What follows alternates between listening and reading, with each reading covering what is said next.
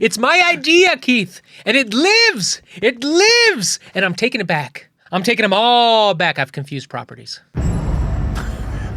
Oof. I got nothing to do. Zero. No endorsement here. You are on your own, buddy. A for effort. D for execution. D for execution.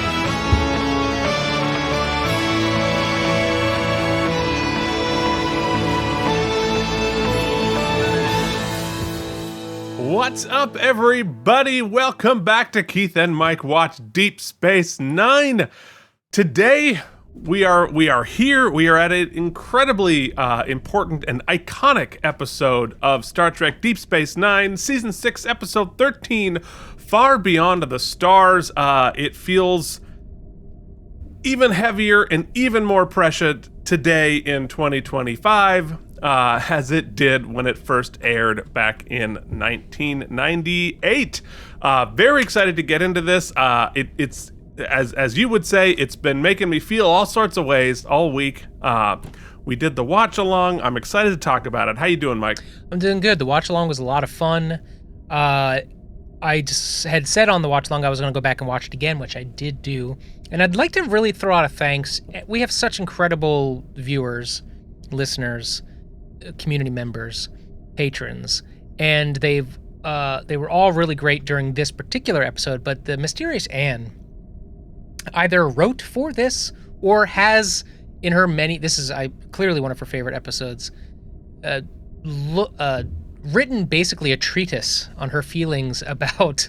Really? Yeah. I didn't see it. It was a direct message to us on Patreon, and it was probably, I don't know, 10,000 words on just her kind of what to watch for in each character and what she, lots of stuff. Anyway. Oh, wow. Really appreciated that because it did help me kind of find different things to focus on. And she talked a little bit about the discourse about the ending, which we'll get to, and how different people have different feelings and all those kinds of things. For me, Keith, the overwhelming feeling that this episode highlighted, I was feeling it anyway, but it just sort of highlighted it, is that progress is not as linear as you'd like it to be, right? So yes, we could say, a lot of these ideas or the uncomfortable moments in this episode feel very, very bold for their time. However, that sort of infers that or implies that things have gotten better. And no, yeah. And in our lifetime, because that's sort of the scope of our pod, right? All the things we do, we've had these huge swings where we feel like we lived to see this progress. And then you're reminded that in the infancy of this democratic experience or experiment, we're still figuring out the pitfalls, right? And we talk about this in other subjects, that a lot of times we assume that people are operating in good faith. Yes, the democratic experience, the experiment, a lot of the things we talk about, the checks and balances, the this, the that, are based on if we're operating in good faith. Even diametric opposites, as far as ideas are concerned, we'll talk about that in the episode, that debate only happens if we're operating in good faith. And in our lifetime, especially in the last decade or two, we've utterly lost sight of that. Yeah, utterly lost sight of any sort of good faith. And listen. I'm sorry. Keith, I generally try to straddle the line. I mean, I'm shocked that you're starting here because I'm so locked in love. In the past week, in our first kind of week of this administration, I mean, there's no shock, right? Because this is what they said he was going to do. But you can just sort of begin to unravel it. One guy can just take it all away. He could literally say, "Hey, no." So much faster than you thought. Yeah. And so, there's can be a feeling of hopelessness. There is a feeling of hopelessness in myself. But it highlights when media, right, and people use fiction, art, media to propagate ideas so that there is visibility, there is representation. It is vitally important to the survival of the human condition, right? To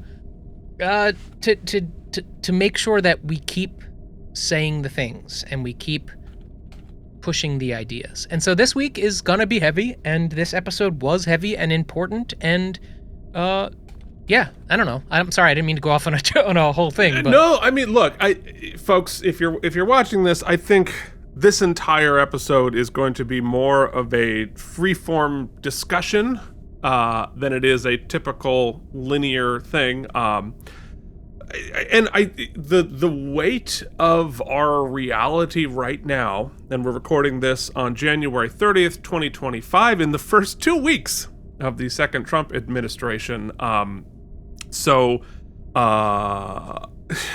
know, obviously a lot of people will be watching this today. Some people might watch 10 years in the future, and I'd love to talk to you about what happened.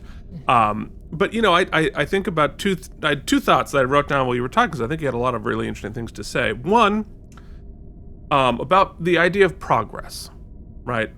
Progress is not a road. Progress is also not linear. It is not a trail that we walk down. Progress is a war. And that means you're going to win some battles, you're going to advance. They're going to fight back because, there are two sides to progress. Because, right, there's the side that is wanting progress, that is wanting to grow, wanting to evolve, wanting to improve. But if there wasn't a side fighting against that, it wouldn't be a war. We just do it. We just be there, right? The only reason we're not there is not because enough time hasn't elapsed. It's because there is an other side of the war fighting tooth and nail to prevent progress, to stop progress.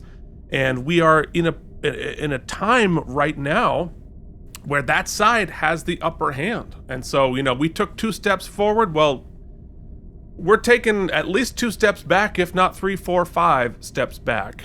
And it's really scary, and it's really frustrating, and you're right, it is disillusioning, it is disheartening, it is easy to lose hope, it is easy, and I think we have to own that. We have to allow the frustration and the despair, because, to deny the feeling is to give it more power, and figure out the best way to move forward. But the other thought that I had was, it is times like this and times like the 60s, right, when Star Trek began, where sci-fi is freaking essential.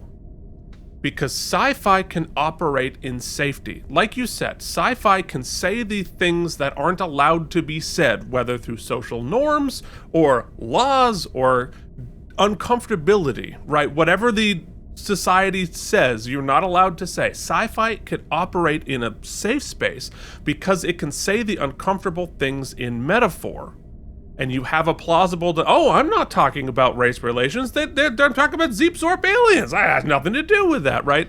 And so you are able to, like we address in this episode, which is the best distillation of what sci-fi is and why sci-fi is, right? And so right now we're in a world where the most powerful force in the universe, the U.S. government, is actively fighting against DEI, fighting against wokeism, whatever that means. All of the things that we have been saying directly since George Floyd and since all the progress that we've made, well, they're not allowed to say any of those things anymore. You will lose your job. You might lose your freedom. You might lose. So we have to retreat back to sci-fi and tell those stories in a safer way. The only way you can get an interracial kiss on television in 1966 was through sci-fi. The only way we can talk about gay marriage, perhaps, is going to be through stuff like that. I find,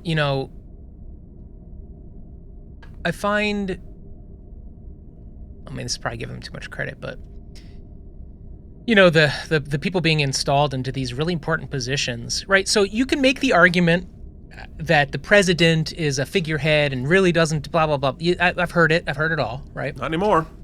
But when you install sycophants and completely unqualified people into really important positions, those people aren't figureheads. That means something. And when you can't even answer questions during these hearings, the people that are capitulating that, the senators and people representatives that are capitulating to these decisions, are giving me.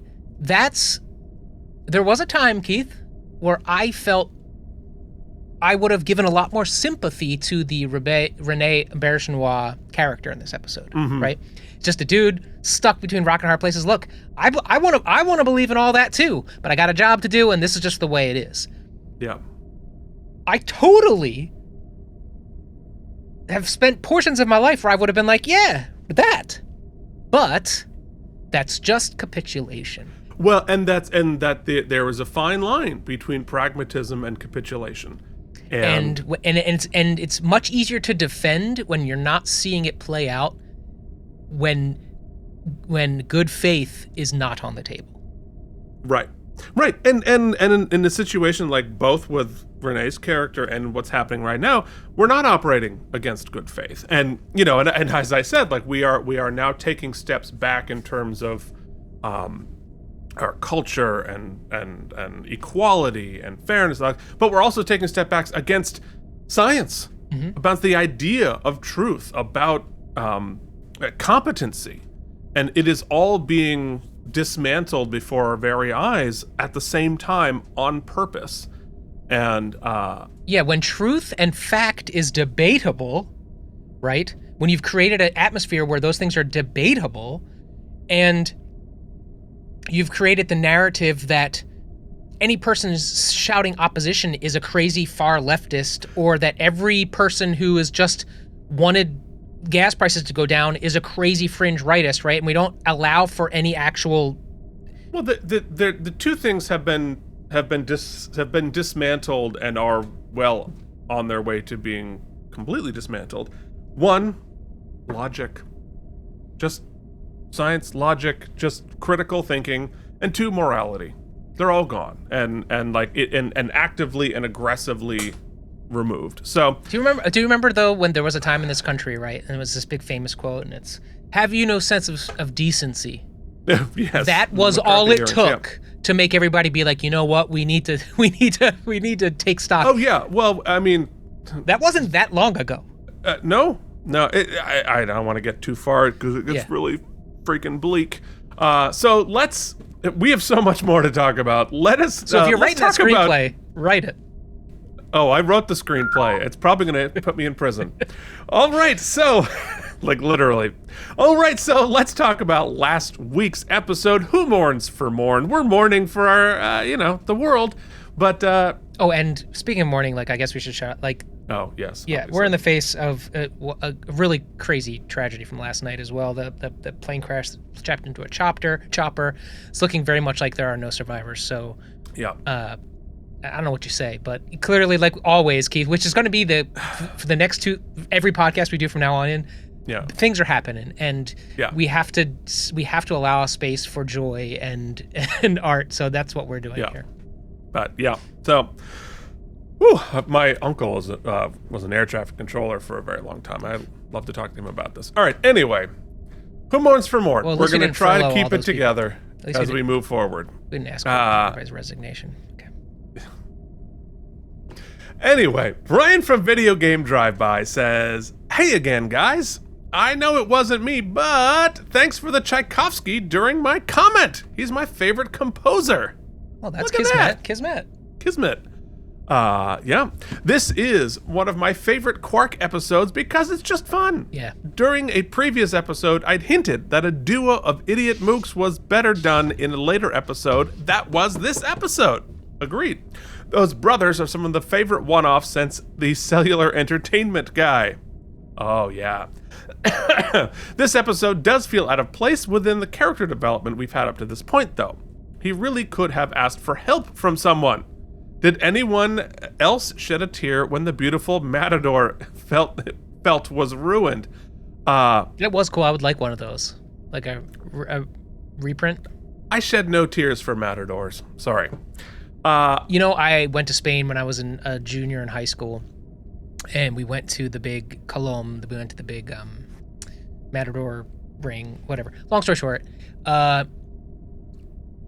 one of the most uncomfortable experiences of my life, actually. That's how uncomfortable it is to just watch animal abuse. And I can't. I can't even spend time thinking about it without it breaking my soul. Well, I saw a bad one. That's how I knew, because like a good matador, what they basically do is, I'll be brief. The first pass at the bull, they place these knives into its correct places into its back so that it basically severs the spinal cord and it can't feel the final kill. But if you F that up, which is very easy to do because this thing is running at you fast, you basically end up just butchering this thing. And that's what I had to witness. And this was a high school field trip. Yeah, maybe don't torture animals for entertainment. I don't know. I'm weird. Call me a weirdo. That's asking a lot, man. Yes. So anyway, Brian says, my grandma had one exactly like it, meaning the Matador painting 80 self-mourning mourn boats. Well done. Bolts, not boats. Boats. I was so proud of myself. I was boats is pretty good too, though. Boats Boats is pretty good because it's just rando. Self-mourning mourn boats. I like. Kyline Doc Mar says, so your parents let you stay up to watch Laugh-In? That is really old school as a kid born in the 60s, 70s. Mike, you did not watch Laugh-In. I did not, but I am a big fan of watching the old Game Show Network. Just love it. So I have no Laugh-In from that. And also, Keith, random fact. Laugh-In was the answer to win the first person who ever won the $1 million on Who Wants to Be a Millionaire. And the final answer was Laugh-In. Really? Yeah. How about that? FYI, already been established, Cardassian flirting and sexual attraction is aggressive, and arguments and put-downs are included. That's why everyone romantically pairs Garrick and Bashir a lot, because Andy's intentional playing of Garrick as a pan-homosexual. Indeed. Moribund Mind added this. I thought that was funny. Who moans for Morn would have been a very different episode. Oh, yeah. I feel like, and I feel like there's just enough of it out in the world. Did anybody make an adult parody called Who Moans for Morn? I feel like that's a missed opportunity if it hasn't been done. Or at least wrote it, you know what I mean? I'm not going to write it. Some fanfic. Yeah, I don't know. I feel like there's so much out there. Well, why isn't there? That should exist. All right. Carl Fisher says, there is a healthy contingent of Star Trek talent who appeared on The Golden Girls, including Robert Picardo as the Doctor, as we mentioned. Yeah. I'm excited to get in that. We're going to have a bumper for Star Trek cameo. Yeah, that'd be funny. But since it's, if we do the Golden Girls show, it's Mike's show. Because he's going to be in the driver's seat. So I'm excited to see what he comes up with for our bits and our bobs. Yeah, me too. Ryan Chesley says, this is it's kind of a filthy comments we have today. Mike's mom is a porn pirate? It just clicks.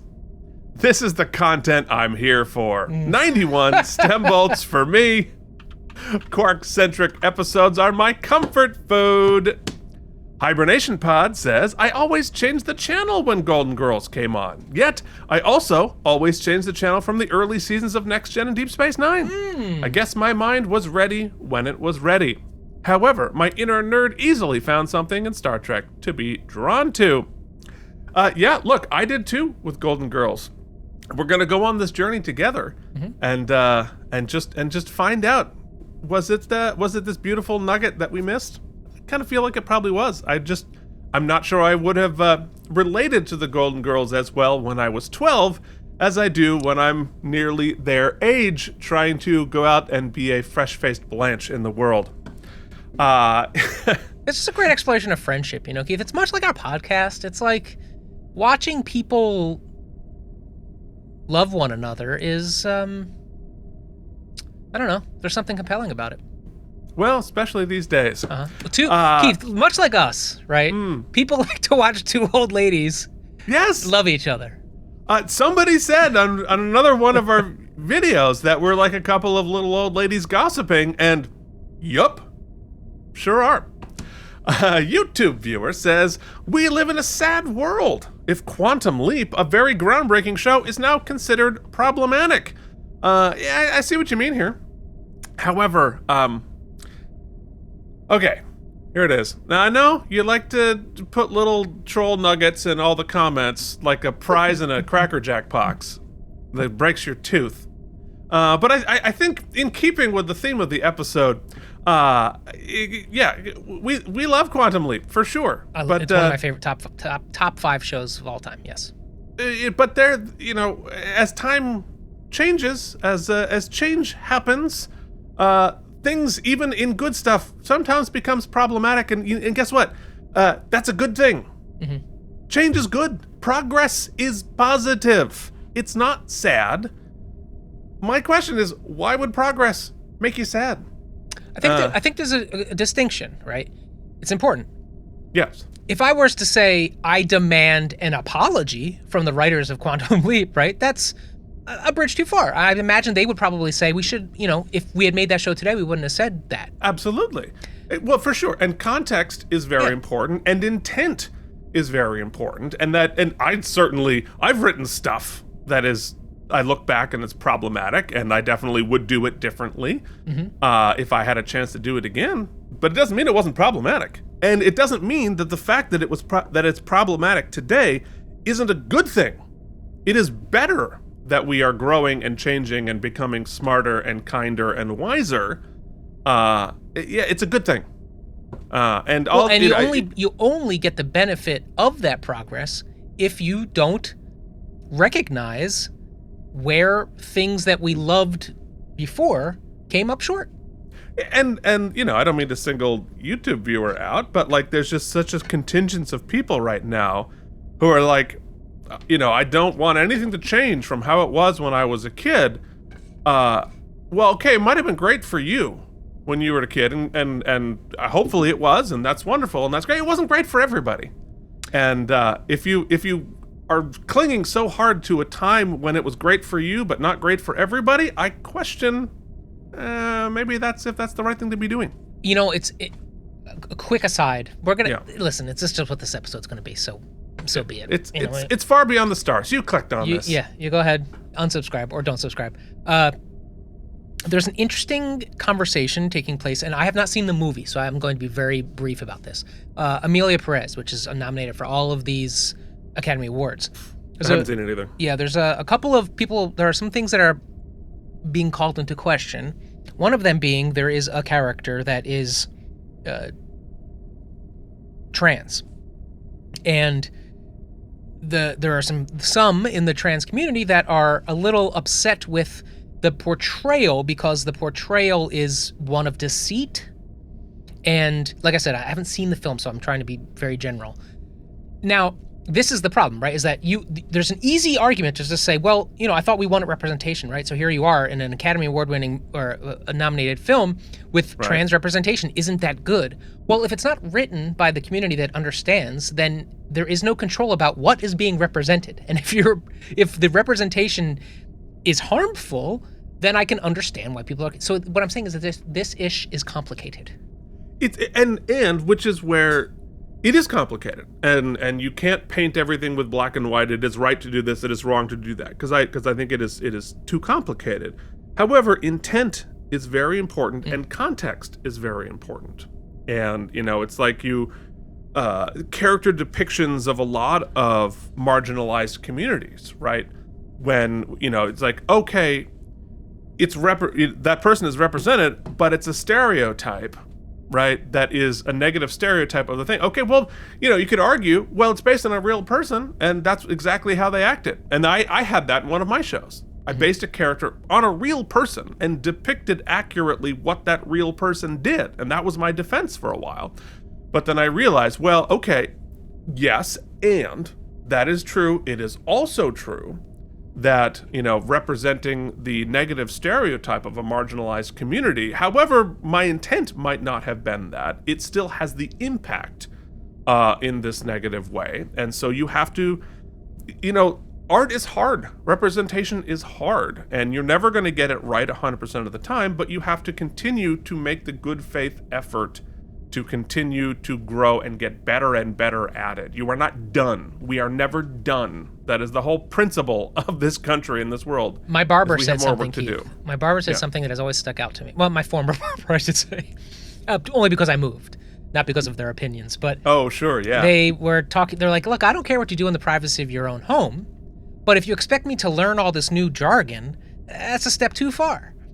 To which I thought to myself, that is often the problem with being on the side of history that is wants more acceptance, right? Is that it's more complicated. It's much easier to be on the side that's just like, it's this way and everything else is trash or wrong, because it's much simpler, right? Because you don't want to, I mean, like, talk about the war, the war of progress. The side that is trying to stop progress is benefiting from some piece of inequality. So you are fighting to hold on to your unfair benefits.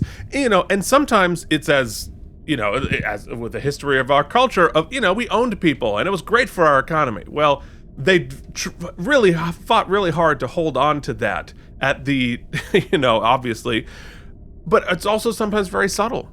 Sometimes it's, I just don't want to have to think. I want to be lazy with my thoughts. I want to be lazy with my terminology. I don't want to have to learn new words. I don't want to have to learn new pronouns or whatever. And it's just, again, you're just benefiting from the marginalization of other people, even if it's just scratching your laziness. And, sorry. If you're on that side of the war, yeah, okay. But you're here, so you're gonna have to hear our side. Yeah. All right. So, or you can click the things below. We have timestamps. People unsubscribe from us all the time. Yeah, it's quite all right. And people take the time to give us a dislike on videos, which I feel oddly honored by. Like, you actually took the time to give a dislike on the video. I don't know. I appreciate the thought. Well, Anyways, life would be boring if everybody agreed. There are some things I wish we agreed on, for sure, yes. But I'm saying, like, you're under no... I don't, well, in some ways, and in some ways, it's not really interesting that there's bigotry out there. That's not interesting. That's not exciting. That's just awful. Anyway. I mean, we're shouting into the void of, like, we are 3,000 subscribers. I mean, it's okay. Not even 3,000. No. If we get 10% of that on these videos. Yeah, so right. You know what we're doing? The entire concept of the show, we are shouting at each other. Yes. To vent our spleen so that we're not just shouting into the voids of our basement. So, there we go. Anyway, YouTube viewer who is probably unsubscribed at this point continues. Nah. I like this episode, but I would like this episode more if it was not released so close to The Magnificent Ferengi. Another Quark-centric action comedy episode that was frankly better than this one in almost every way. They should have given The Magnificent Ferengi more time to breathe. On this, we agree. We can agree. Yeah. 100%. This episode was okay, but it does not measure to the general awesomeness that is season 5 and 6 of Deep Space Nine. I give this episode 70 out of 100 bars of worthless gold. DC says, I think this episode falls into the plot trappings about the show that have grown beyond the plot trappings that the show has grown beyond at this point in the series. When it comes to Quark episodes, Armin Shimmerman handles the heavy lifting well, as always, but Quark has earned respect and even kinship with the crew. This is something that Brian also said. I think it's a really good point. Why doesn't he call on them for help? Would Dax or Odo or even Cisco not help Quark apprehend this band of thieving misfits? Quark is in the right for the entire episode. He's not scheming. He's not doing anything criminal. He's a truly innocent victim. He was the rightful heir, 100%. There's no reason for all this to be happening without any involvement from the rest of the cast. This show falls into the trap too often with Quark. After all the character development, he's earned some favors from the Deep Space Nine crew. It's not bad, but it could have been better. Maybe if Quark thought he caused Morn's death, it would have made more sense for him to go along with the plot. Or maybe it would have been better as a murder mystery with Quark as the number one suspect. It's fun, you really have to feel but you really feel the lack of stakes. I give it 80 self-sealing stem bolts. I think that's a really good point about this episode, and I think your solutions are good. I have another one that I just came to me. why not let Quark know from the very beginning, without giving any more context, that the money is stolen, so that he knows that he's the rightful heir, but this money is stolen. It's not legally obtained, so therefore he has to put up with all of this, because if it gets out properly, it's all gone. I like it. That all said, since we can't rewrite the episode, let's point out a win here that I think is pretty cool. Something they did different from a trope that they do. So often there's such a trope, where you'll recall, where Odo is giddy to find Quark embroiled in something potentially illegal so he can finally nab him and put him away. But in this episode, we don't have any of that. In fact, Quark is able to use code to instruct Odo as to what kind of dirty business is going on, and they kind of teamwork themselves into a solution at the end. So that's progress. No, for sure. Yeah. For sure. Yeah, I mean, Odo does come to the rescue, picks up the code. So that is indeed a win. All right. Speaking of winning, I'm tired of it. Let us talk about this episode. I know this is a one that many people have come to look forward to.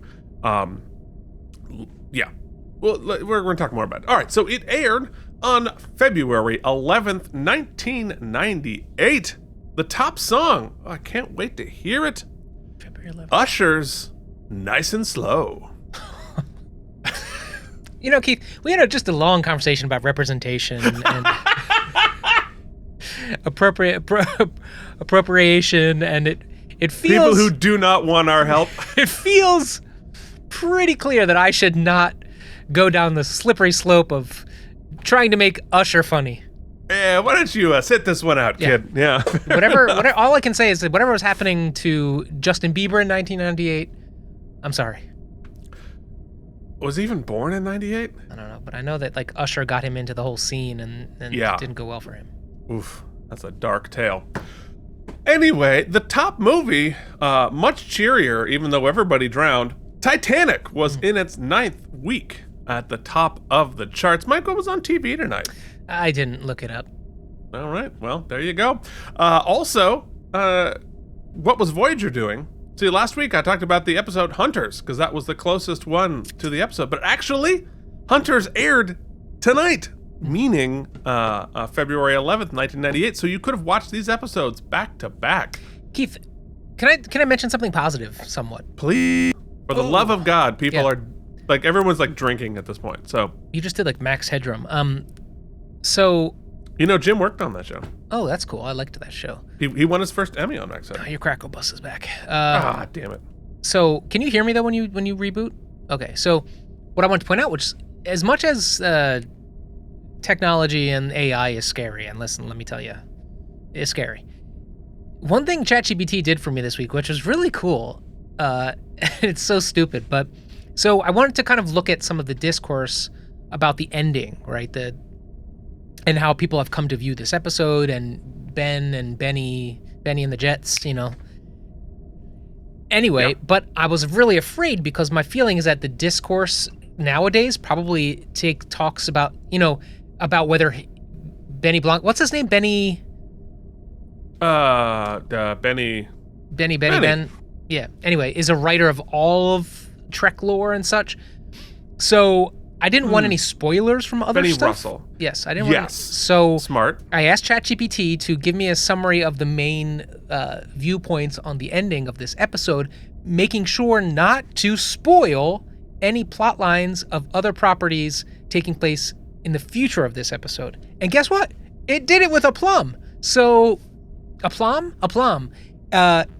So yes, thank you, ChatGPT, for being spoiler adverse. It'd be great if it gave snacks as well. It gave a plum. That would be great. You know, I don't hate plums. I don't love them, but, you know. I'm sort of agnostic on plums. I like them better than peaches. Mm-hmm. I don't like peaches very much. Yeah, but, peaches can go bad plums are fine. Quickly. It's nothing. It's got nothing on a pear. Mm-hmm. Pears are delicious. All right, so let's talk about who directed this, and talk about heavy lifting this week in lots of different ways. This was directed by Avery Brooks. Hey, we got to watch Search for Spock this week, directed by Nimoy, and we get to watch, although Nimoy was barely in that movie. He was barely, well, normally that's how they do it, so that, when a cast member directs a show, almost always they're barely in the episode so they can direct. But obviously this was not the case. We're going to talk more about why that was in Trivial Trivia, but before we do that, I have to tell you this has a teleplay by Ira Stephen Bear and Hans Beimler with a story by Mark Scott Zicree. This is his only canon Star Trek episode, but did do one of the fan films and lots of other sci-fi TV. So if you think we're long getting here, wait for this episode of... Now Keith, waste your time. With what? With Trivial Trivia. I'm just looking over Anne's message here to see if there's any tidbits I want to pull out, but... yeah, I tell you what, I am 100% regretting not having read that before this. But we'll have an Anne's Corner as we go through, and possibly at the beginning of next week's episode in our feedback. All right, so Kira's alter ego, the female writer forced to use her initials to hide her sex, of course, is a direct reference to DC Fontana, Dorothy Catherine Fontana, a writer on, amongst other things, the original Star Trek series, who had to do the same. So crazy, the parallel, obviously intentional parallels here, that happened in the production of the first show. This is the favorite episode of Avery Brooks and Armin Shimmerman. Not particularly surprising there. One of the authors listed in the copy of Galaxy magazine is Theodore Sturgeon. Sturgeon wrote the Star Trek episodes Shore Leave and Amok Time back in the 60s. A memo from Douglas Pabst above Rossoff's desk reads, "No one would believe that a cheerleader could kill vampires," which of course was a reference to Buffy the Vampire Slayer, a show in which Armin Shimmerman had a recurring role. Buffy series is frequently spoofed or otherwise referenced on Star Trek. It is crazy that these things were happening contemporaneously and that Armin was shooting them contemporaneously. Yeah, Buffy sort of started the whole CW sci-fi thing, right? Sci-fi / fantasy / superhero thing was Buffy. Yeah, before it merged with Paramount. And the Star Trek and the Buffy became in the same universe. I absolutely need to go back and do a Buffy because it's been a long time and I was in a weird place when I saw Buffy. And I never saw it all the way through. Yeah. Oh, really? Yeah. If I remember, I haven't seen. Who was Buffy the blonde? Was it Spike? Spike. Yeah, he was cool. Yeah. Yeah. Actually, and then Angel was on that show, and then Angel got its own show. Yes. Angel got his own show. That's right. Yeah, I think Buffy gets better and better as they go through. I think it peaked in 5, but the final season I think is pretty good if I remember correctly. Yeah, I don't recall how it wraps up, so I think I'm gonna watch that. A lot happens. All right, so Douglas Pabst says the magazine readers have been writing in wanting to know what the staff writers, all look like. Amongst other things, this is a nod to the fans of Deep Space Nine, letting them see what many of the Deep Space Nine actors look like without their alien prosthetic makeup. And which is why this episode is so interesting, because at the beginning, it's such a blast. It's so fun, right? It's like a little romp. We get to see oh, it's so-and-so. Oh, it's so-and-so. And especially back in 1998, where there was no IMDb. So you might never have seen Michael Dorn without his Worf makeup on. You might not have seen all these people. So it wasn't as obvious. I never would have gotten Jeffrey Combs and Ducat had I not been told. Even though it's clearly them, I just wouldn't have gotten it. Yeah, well, and so it was really exciting to see it for the first time because you were like, oh my god, your mind was blown what they really look like. So the offices where Benny Russell works, the Incredible Stories magazine, says on the glass outside the door, the Arthur Trill building.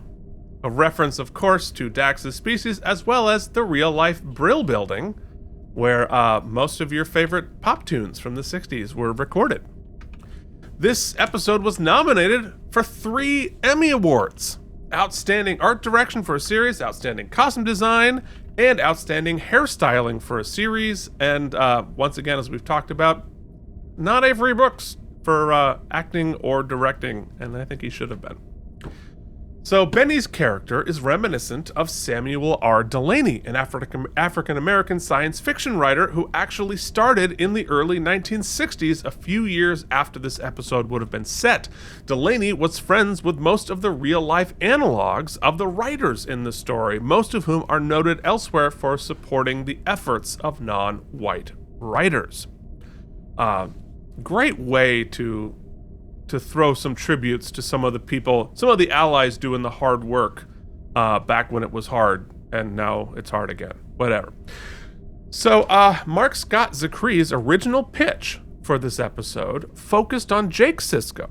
Rather than actually experiencing a vision, he traveled through time back to the 50s and met a group of struggling science fiction writers. However, at the end of the episode, it was revealed that he never time traveled at all. It was all part of a trick played on him by an alien who wanted to find out something about humanity. Very much like a Next Gen episode. Ira Steven Behr, however, did not like the idea, saying it felt a little gimmicky. There was no bottom to the story and turned it down. However, Behr liked this backdrop concerning science fiction writers in the 1950s setting, so he kept that in his mind, and several months later, he decided to switch the protagonist from Jake to his father and introduced the theme of racism. In an unusual break in protocol, Behr then pitched his idea back to Zachry and asked him to write a story based on it. Zachry did this, and then Behr took Zachry's story outline and, along with Hans Beimler, composed the script. Great collaboration there. Just bouncing good ideas and helping each other. So in Zachry's outline, Michael Dorn's character was a boxer, not a baseball player. But of course it has to be baseball, it's Deep Space Nine. He was romantically involved with a white woman, which was discovered by the racist policeman who subsequently beat him to death. This killing was replaced with the shooting of Jimmy in the finished episode. Also in Zachry's version, Armin Shimerman's character got encouraged by Russell's breakdown to go ahead and publish his Benjamin Sisko story. I like that story with Dorn there, but I understand why they couldn't, because it would have taken up too much time. Yeah, you would have had to develop him a little more. Would have had to develop that more. But though I like the idea that even a black man who rose to some prominence financially and via pop culture and his fame still is a victim at that point. I think that is still a cool idea. And he talks about it a little bit in the episode proper. But I think there's also value in it happening the way it did with Jimmy, because the point of the cops killing him, with it being them catching him dating a white woman, and they killed him for that purpose, it would have been a little bit muddier, the cops' motivations, obviously still based on racism, but it was like, you did this thing, so now we're going to kill you. Whereas this, it was much more pointed that he was just shot for being black altogether without having necessary, he was trying to break into a car or whatever, but like that it just flat out murder of opportunity. It's much more casual. They just did it casually as opposed to like specifically which I think speaks to a sort of deeper level of racism there, and I think is accurate. So in terms of why Avery Brooks was chosen to direct this episode, supervising producer Steve Oster explained, Ira Steven Behr and I discussed the possibility of Avery directing, knowing that he was going to be in every frame of film. We don't like that combination because it's very hard to direct yourself. However, this was a story about racism and prejudice, and we felt very strongly that it would be wrong if it came from a bunch of people who didn't necessarily know about the experience. We know that it was imperative to the story and imperative to the integrity of television for it to be done right. For sure. And obviously, Avery Brooks is not only having experienced this his whole life, but a passionate, driven advocate already, as well as just having the lived experience. So he was a good person to hand that to. And lastly, upon filming the scene in which Benny Russell falls to the ground, Avery Brooks became extraordinarily involved in delivering his performance. Ira Stephen Bear commented, Avery was so deep into the character that he went down and stayed down. First assistant director Lou Race recalled shooting the scene. He falls to the floor and I'm saying, well, I gotta say cut, but how long should I let this go on? Nana Visitor related, they called cut and he's not coming out. And I know what it feels like as an actor. You're gone. And he was gone, added Lou Race. If I'd stood there for half an hour, I think he would have kept on. He was very committed to the part and very committed to the scene. And I think, look, as an actor, one of the best things about actors is you get to work through some stuff. Mm-hmm. And I think that he was acting, right? He's playing Benny Russell, but obviously the pain there is real, and he's experiencing it, and it sometimes can be really healing to just get into it and sort of feel your own feelings through another person. Gives you a little bit of remove from it that makes it a slightly less overwhelming and slightly safer to have that one pane of glass between yourself and your pain. I had some colleague who toured with Ted Neely in one of the Superstar tours, Jesus Christ Superstar tours, and this is back in 2006. So it had, Ted was already in his 60s, 70s or whatever, so he'd been doing it forever. And still, every night after the show, he had between 20 and 45 minutes of just time by himself in his dressing room before the buses would leave, just to kind of come down from it. So, I mean, it's you've all been in it, sometimes. It's art, man. Yeah, best stuff. You want to know who's just as good as art? Also, the best stuff. Yeah, our patrons. We're working through stuff every week. This episode, we are working through it. And so, we appreciate those who help us by interacting with us in the chats and sending your ideas and your opinions and dissenting at times and such. It's all appreciated. Brian, as long as we're kind to one another, that is the only rule. Brian Kimball Beersock, Peter Benk, Frank Rinch, Quark's Bar. Benke. But that's my pet name at this point. Yanba, Ryan Chesley, Andre, a Romulan shoulder pad enjoyer, Jamie Lubin, Jason Moe, Joshua Cronin, having a vacation. Yes. Mike. Looks fun. Andrew Hayes, Alan, Ann the Mysterious, and Walter the Mysterious.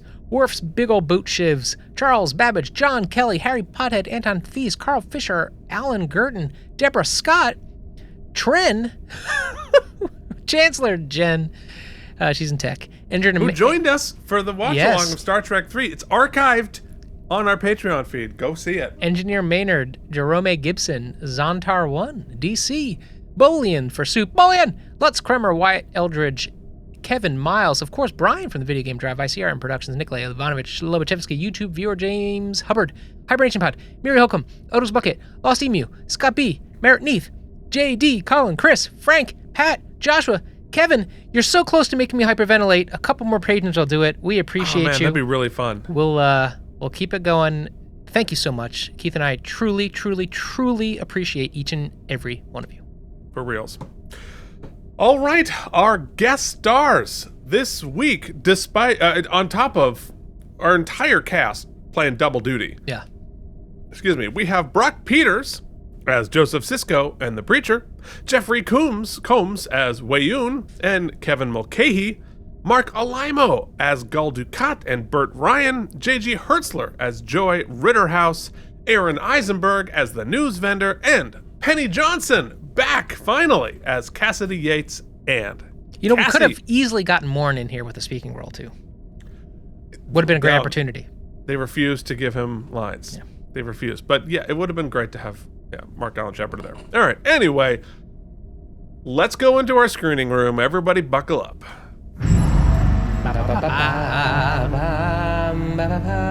Let's see if we can not belabor this. I mean, we pre-filibustered a bit. Yeah, we did. Already, so. We pre-labored it.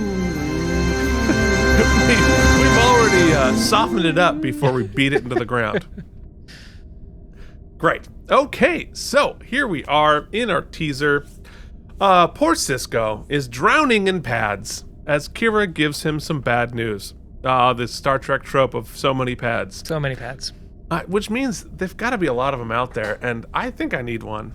Yeah, when you look, I've looked, Keith, for many gifts for you, and for every time we come around the holiday, and it's always replicas. They're never screen used. It's so hard to find. Well, we don't have Mike, you and I do not have the budget for screen used. You're right. Except for Odo's ears. I know. I don't have anything screen used. I do have some cool. I have this one. Somebody sent me an autograph of Shimmerman, and I love it. I treasure it, but it's such a sad picture of him. Why is it sad? He's just like forlorn.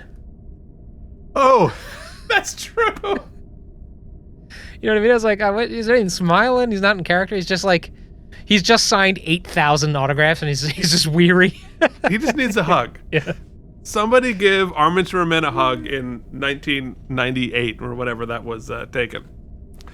All right. So anyway, Kira is there to give him some bad news. They're still losing ships and friends on the Cardassian border. This war is not over. Then Sisko's dad arrives. He's here for a visit, but Ben has been too busy and has been bummed too busy and too bummed to have a fun trip with his dad. And Joseph is concerned about his son, that Ben is getting burned out. He's exhausted from making life and death decisions every day and losing so many people. So much so that he's considering giving up command of the war. And then he sees Rene Auberjonois dressed as a guy from the 50s walking by his door. But he's gone as soon as they look for him. Something's happening. Later, Cassidy Yates, hey, she's back. She's back from shooting the Larry Sanders Show, which is why she was not available for a long time. And Sisko is naturally nervous about her continuing to do freighter missions during the war. Then, Michael Dorn, dressed as not a San Francisco giant, as a New York baseball giant, wanders by and says hello. Sisko, he's hallucinating. He then walks through a door into 1950s Earth, New York, and he's immediately hit by a cab. Pretty good stunt. I mean, that's, as you can see there, clearly a stunt guy, but that was a pretty significant stunt. Yeah. He took a hit from a car. No joke. So, somewhere a stunt guy is thanking our podcast for capturing the one screen grab that you can clearly see his face. That's true. Yeah. So that guy, you're welcome. We should have looked up. It's weird. And this is probably, they never expected us to have the screen grab, because not only do we have a stunt actor here, we have a stunt label for this cab. It just says Capital Cab, but this clearly takes place in New York. I guess they couldn't get the, that must be trademarked, right? New York? The New York City Cab, yeah.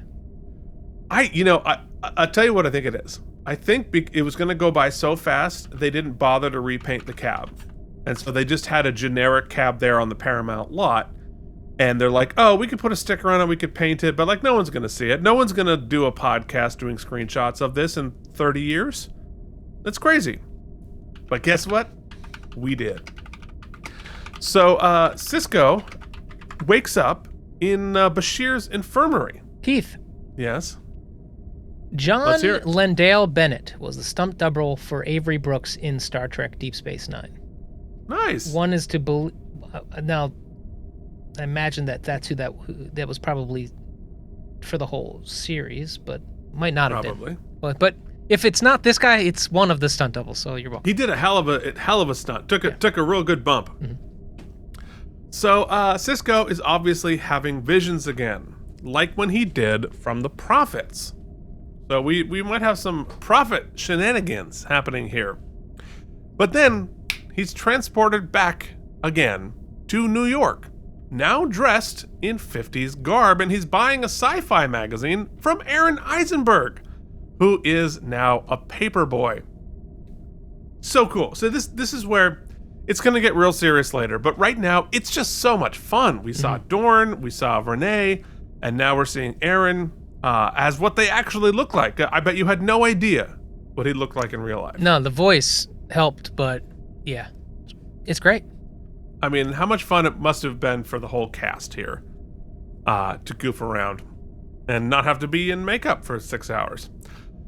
So a newspaper behind them, I think intentionally so, but is never referenced, says grand jury to indict top cops, which is it's very prominently placed. Yeah. You would never notice it unless you were, doing a podcast about it. But I thought that was interesting. So Sisko is now Benny Russell, a sci-fi writer unaware of Sisko or Deep Space Nine. Mm-hmm. He's in his own world here. So this is not Sisko in the new environment. This is this new character, Benny Russell. And he runs into Colin Meaney, who is also a writer at his magazine. And it's very clear he's one of us neurodivergents. I thought that was like a nice representation here, even if they didn't have that word back then. It's very, very Quantum Leap adjacent, right? Where he is, and it's a great framing device where he is the guy, right? Actually, it's very different than Quantum Leap. Quantum Leap, he knows that he's not the person, but his amnesia from who he is also. So it's sort of like starting from scratch each time. Whereas this, it seems that he is fully cognizant of all of the past, present, and history of Benny, right? Like he's fully embodying. We're dropping into a different story. Right. Like there is no Sisko overlap yet, mm-hmm. Which is interesting. Well, and I didn't know that at first, right? Like at first I thought maybe he was Sisko. You would assume. Just playing the part until he could figure out what's going on. But no. Well, and I think that's part of the fun of the episode is the mystery. It's like, well, it looks like all of our people, but they don't know that there are people. And it's like but it's not amnesia. He's just living his normal life. So we arrive at the magazine's office where Nana and Alex Siddig are married. Of course, as they were in real life at that point. They are a couple of writers, and Armin is also playing a writer sans Quark makeup. The whole cast is here. And Nana is demonstrating 50s science cooking, instant iced tea. Now, of course, the 50s were famous for better food through science, giving us TV dinners and tuna fish gelatin. Not a good time for food. No, but I would probably argue that those TV dinners probably had more nutritional value within them than current TV dinners. I think the Pop-Tart I ate for breakfast this morning are just real food. I don't know what percentage of that is food, but... it went in my mouth. That's what matters. I never would have got Martok. Never would have got it. Oh, the voice. If you just listened to the voice, you would have. That's really Dude, cool. did you? I didn't see. I'm looking at the lore now. Look at on the back there. Moodometer. Pretty low. Pretty low. That's great. Yeah. We absolutely need that. We absolutely need a Moodometer. Oh my god. Especially for each other. Because, that's to be. I mean, we've now known each other for long enough that I can read your Moodometer in the first 10 seconds of talking to you. But it'd be good for the viewers. That's awesome. So Armin complains to Renee about donuts. Renee is the editor of this sci-fi magazine. When Benny arrives, Moodometer. You know what? I'll tell you this, folks.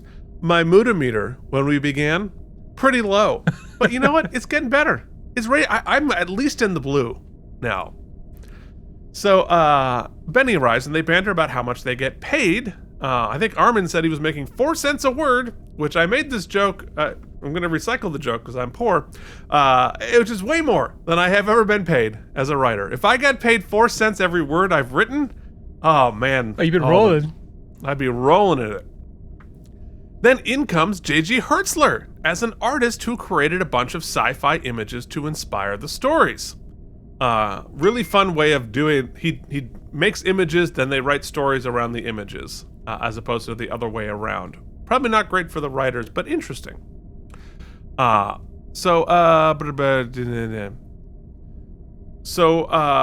they each take one, and Benny takes one that looks like a 50s version of Deep Space Nine, and he is instantly inspired. It's sort of like the chromed out 50s car version of Deep Space Nine, which is pretty cool. Renee then announces, or the Fallout version of Deep Space Nine. Renee then announces that this month they're going to include a photo of the writers in the magazine. So, Nana can't be in it because she's a woman pretending to be a man, shades of DC Fontana, and Benny can't be in it because he's black. Orman, playing a character least like his main character, speaks up and complains about the racism and misogyny. Benny points out a long list of accomplished black writers. But Renee's character says, that's literature for liberals and intellectuals. What's wrong with that? That's us. The average reader isn't going to spend his hard-earned cash on stories written by Negroes. I'm sorry, Benny. I wish things were different, but they're not. No. I'm not answering that phone. I can't be at work right now. I'm talking about Deep Space Nine. So poor Benny is on an island. Renee's character is on an island with his staff of liberals and intellectuals. Benny leaves the office, and we see that it is the Arthur Trill building. Funny little gag there. But then he immediately runs into two racist cops, played by Mark Alimo and Jeffrey Combs, of course. Fun duo. They are as despicable as you might imagine. They doubt that Benny has a job as a writer with his fancy suit and a picture of a space station. They debate running him into the station under suspicion of wearing a suit while black. Good old stop and frisk, but they let him leave with a warning. With a warning, of course, is don't exist.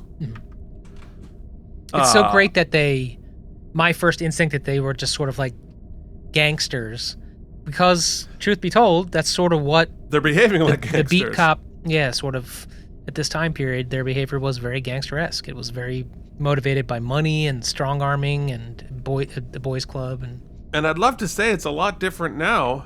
They're just wearing body armor.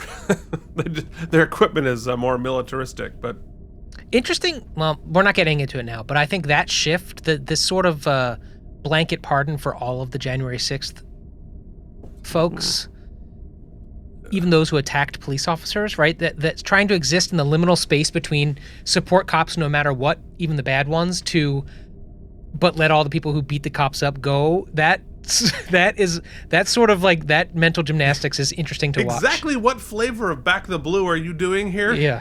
Right.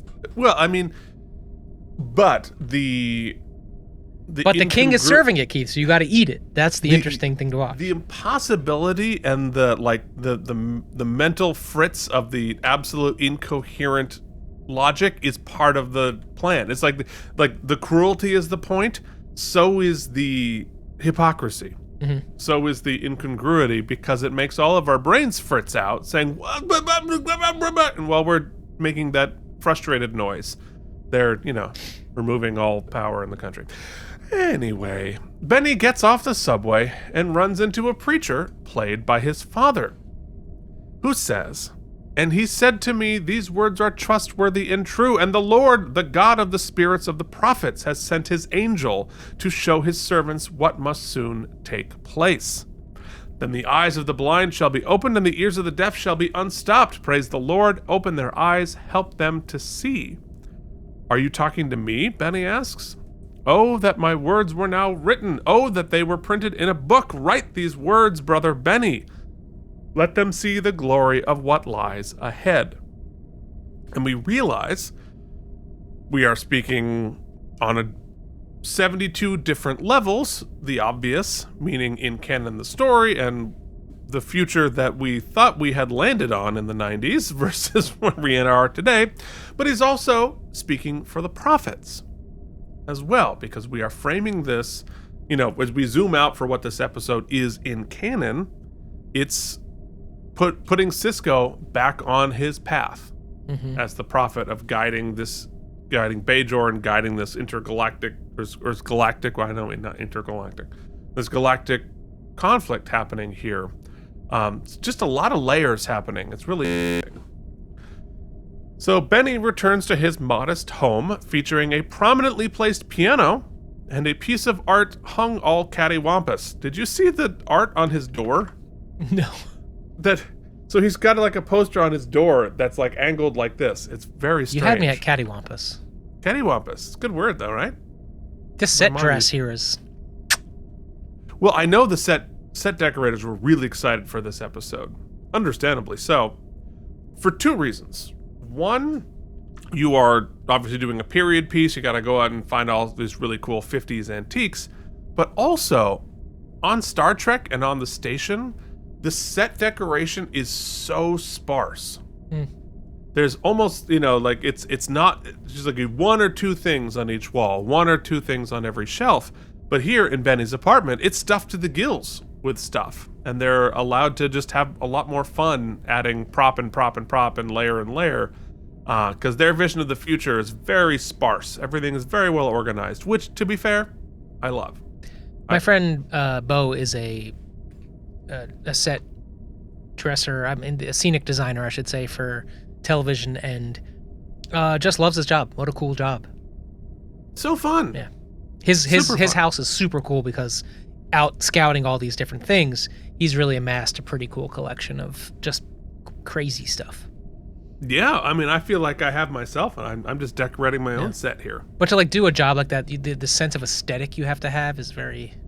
Yeah, and you have to know a lot about history, because you've got time periods, you've got socioeconomic classes that you're trying to tell the story of. You've got to really know a lot of and despite what you might think, and these, because of what we think are high budget properties, there isn't a lot of room for like dramaturgy. So you do a lot of that work, right? Like Keith said, you have to know what anachronisms are there and how to... A lot of room and a lot of time. Yeah. These things happen so fast. All right. So Benny sits down to start writing. And he looks at this picture of Deep Space Nine, and Captain Benjamin Sisko That's a great sits shot. staring out at the window as he types, and he looks up and he sees Captain Sisko staring back at him in the reflection in his window.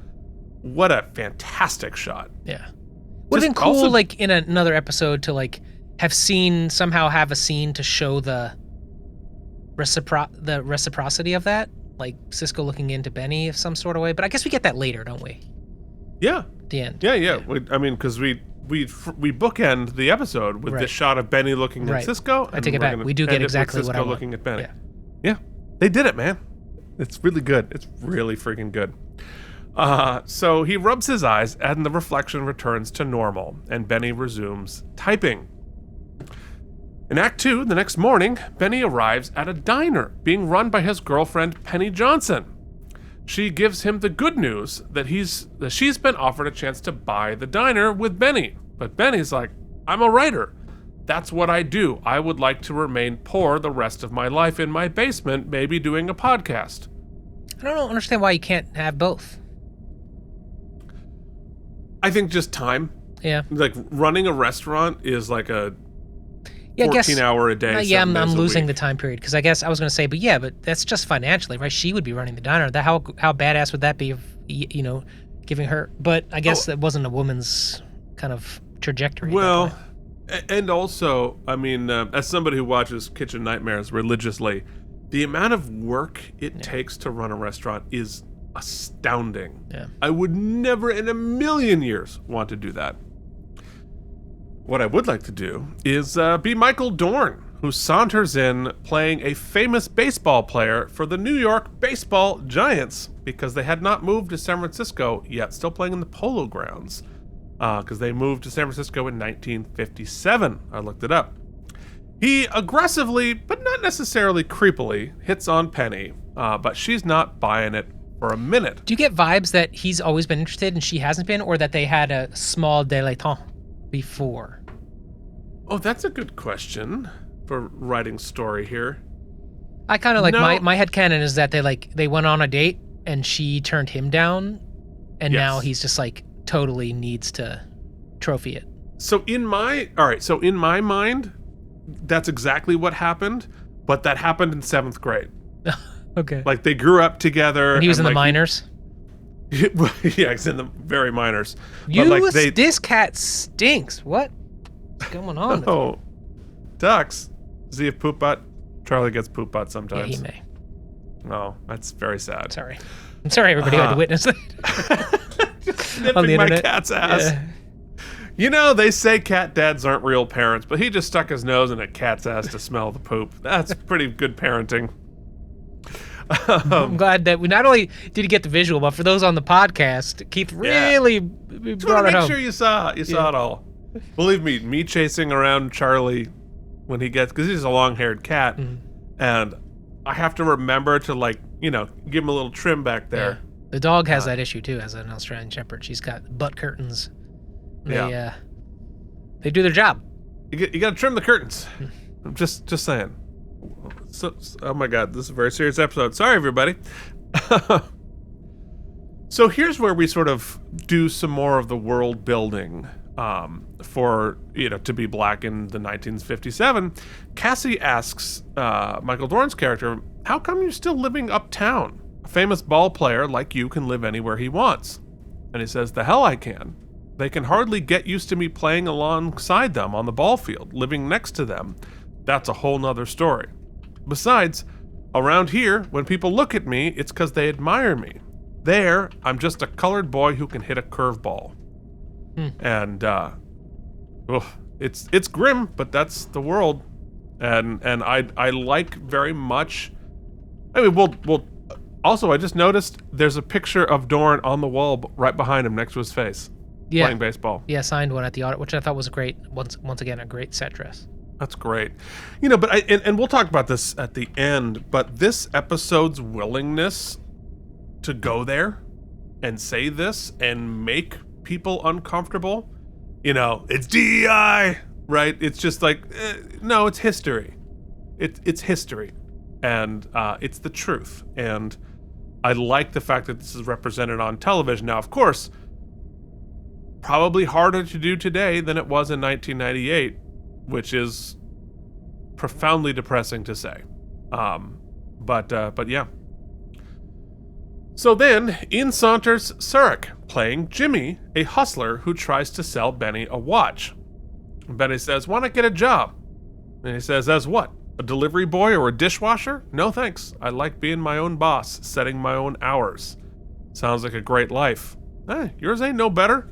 Writing stories about a bunch of white people living on the moon? Who cares about that? Also, good point. I know some people, maybe even Mike, thought Surik was being a little silly here. I disagree. I think he did a great job. Me too. In fact,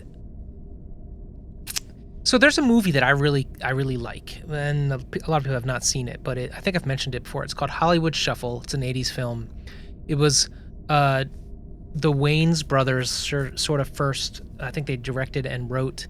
Tommy Davidson stars in, and it's about this young black actor in Hollywood, I think in the late 70s, early 80s, trying to get a foothold, not just playing stereotypical stock black characters. And most of the characters he got sent in for were either pimps, drug addicts, or characters like this, sort of gangster, sleazy, kind of doing the 70s jive type of dialect. And I don't know for certain, but it felt to me like they were sort of making a meta commentary on that type of character, so that you make the assumption that he is comic relief or dismissive, right, in a sort of way, which I think has a meta connection to his sort of ultimate demise, to make you sort of I'll say, as the viewer, part of the sort of grand problem, right? Like, I underestimated him. I didn't give him, like, why is he not owed the same possibility of a good future like Ben, you know, like, right. I don't know. Well, and I think it's multi-layered, because like it's exactly what you're saying, you know, in sort of the meta canon, but also it's what he says. It's like, I don't have a lot of options. Yeah. Like, what jobs are available to me?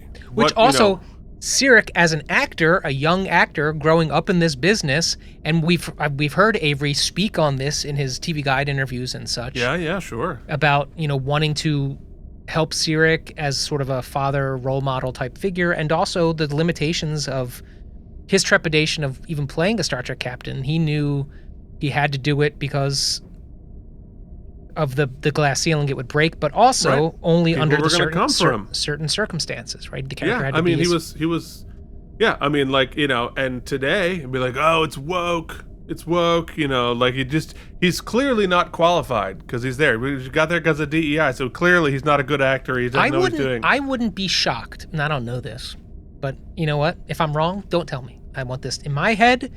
He was not originally slated to direct this episode, but refused to be in it unless he was directing it. Yeah. I'm not. You asked me not to give you the answer. I feel so very I'm not strongly that he was like, I have to direct this episode. Well, his passion for the material is very clear and very earned. So, depressing. Later that day, the staff of the magazine read Benny's story about Deep Space Nine. And it's great, and everybody loves it, including Terry Farrell, who was there playing a new secretary, and she's very funny. And she said, "Is that a worm in her belly? That's disgusting. Interesting, but disgusting." I thought that was such a great line read. She has like 2 lines in this episode, but I think she kills them both. Very funny. They're all excited about the story. And Ben starts to hallucinate some of them as their Deep Space Nine characters. So we see Kira for a second, as Kay says, science fiction needs more strong women characters. I'm always saying that, aren't I, Jules? Really interesting, also very true. But then, Renee, as the editor, comes in and tells them they can't print it. And he says, "Come on, Benny. Your hero's a Negro captain, ahead of a space station, for Christ's sake." And I should point out, I think it's obvious, I'm saying words like Negro in context of the story. Obviously, that's what they're saying. That's appropriate for the time period. I would never use that word in real life, obviously. Speaking of words I didn't think they would use. Well, yeah, it's going to get that. I will not be saying that word. Yes, but I just found that to be like, I would argue that Avery, the network probably had something to say about that. Yeah. And that Avery was like, no, this is the story we're telling. And it should be. I'm really, what got and to let censored, Sirik be the one to deliver it. And it was censored in later showings of it, but I think it's important, and I'm glad it's there. It hits like a lead balloon, but I'm really glad it's there. Yeah, Anne made a great point, if I'm not mistaken, was Anne, that, you know, they were even emboldened more because at this point, you know, the show wasn't particularly successful, right? Right. So they were like, we can push. We should push. Yeah. Yeah. Yeah. Ugh, important. Anyway, so he says, I can't print something with a black captain, and Betty's like, what's wrong with that? People won't accept it. It's not believable. And men from Mars are? Stay out of this, Herb. Look, Betty, I'm a magazine editor, not a crusader. I'm not here to change the world. I'm here to put out a magazine. That's my job, and that means I've got to answer to Mr. Stone, the national distributors, and the wholesalers, and none of them are going to want to put this on a newsstand. For all we know, it could cause a race riot. You know, and it's tough for Renee, right, to be the one who has to say these things, but it's exactly what was said a million times and still gets said a million times. And he's important to the episode. Armin starts arguing immediately, fighting for Benny and the story. You know, Armin's character, the least like Quark. I imagine this is... But the most like Armin. The most like Armin. That's exactly what I was going to say. Like, it's like Armin as a person, as a union advocate, I am sure. I don't know for sure, but I would put a great deal of money. This is just Armin speaking exactly what Armin feels. And all of them, frankly. Colm asks Renee if he liked the story, Benny's story. And he says, I loved it. You see, Albert's got the right idea. He's not... asked... Yeah. If Colm's story. And he's like, I loved it. You see, Albert's got the right idea. He's not interested in Negroes or whites. He writes about robots. That's because he is a robot. No offense, Albert. I like robots. They're very efficient. See, he's one of us. And Benny says, what about my story? And Renee says, the way I see it, you can either burn it or you can put it in the drawer for 50 years or however long it takes the human race to become colorblind. But I want people to read it now. Fine? You want me to publish it? Then make the captain white. That's not what I wrote. Yeah, your call. Yeah, I mean, here we are. And I think those conversations still happening. 50 years later, 80 years, Jesus Christ, 80 years later. We're not that much further.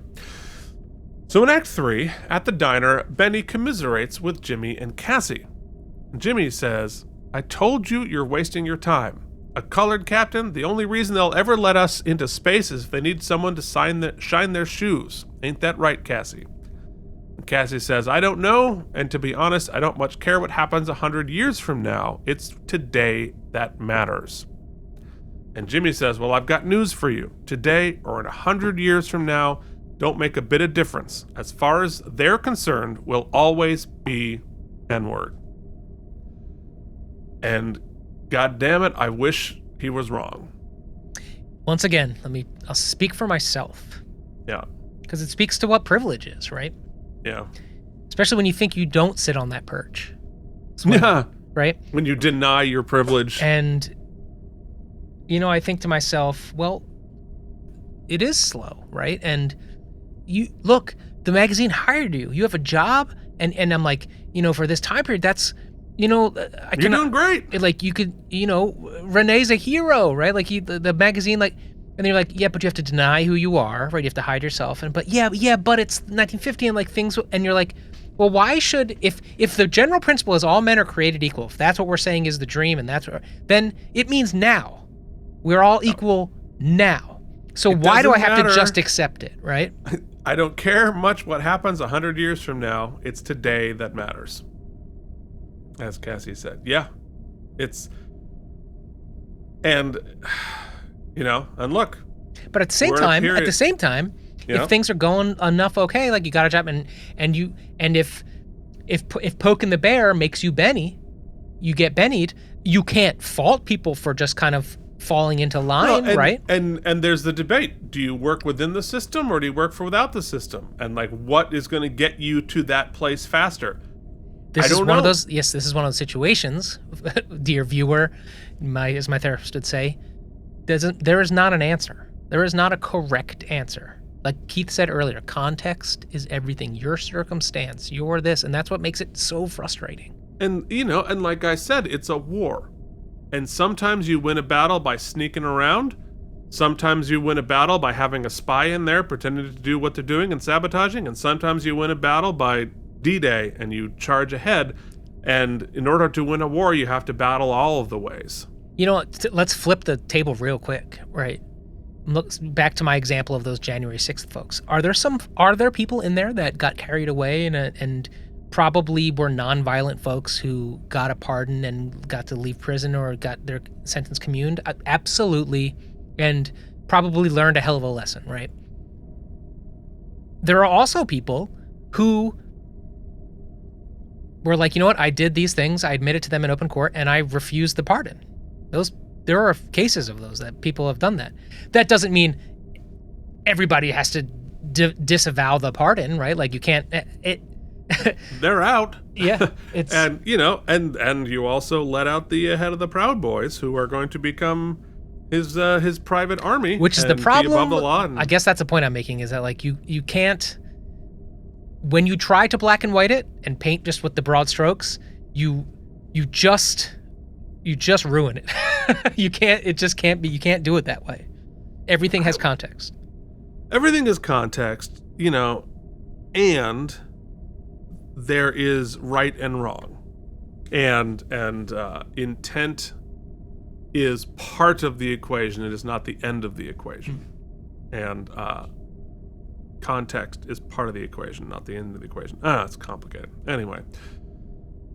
Yeah, man. So after Jimmy says that, Dorn comes in, but Benny briefly hallucinates him as a Klingon and he runs out. Interesting, they put Dorn in full Klingon uniform, not his Starfleet uniform to make him appear scarier.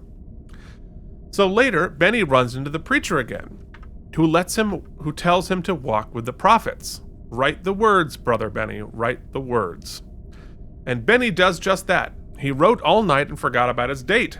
Cassie wakes him up and reads some of his work. Keith, I'm sorry to do this, but I have to cat cam it real quick.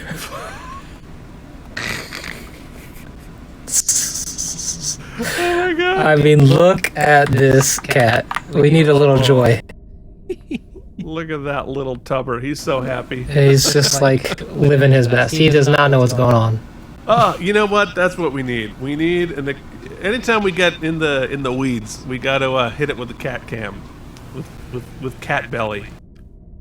All right. That's awesome. Yeah. So Cassie wakes up and reads some of Benny's work, and they get up and dance for a bit. Then are thrown back to Deep Space Nine, where they're briefly Cassidy and Ben, and the walls between the two universes are starting to slip. And Benny says, I'm starting to see things from my story. It's almost as if I'm becoming Captain Sisko.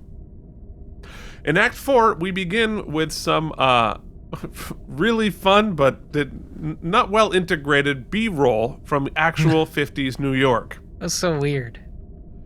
I mean, I get why you did it, but it's always a budgetary issue, but like you don't get B-roll in the same type of film grain and the same resolution and the same color grading as what the actual thing is. But it was cool to see actual, and AI upscaling probably didn't do us any favors.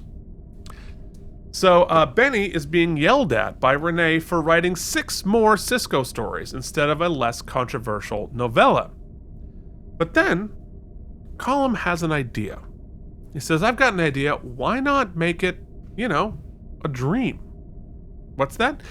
Making the ending of your first story, Deep Space Nine, a dream. Will that make a difference? It depends.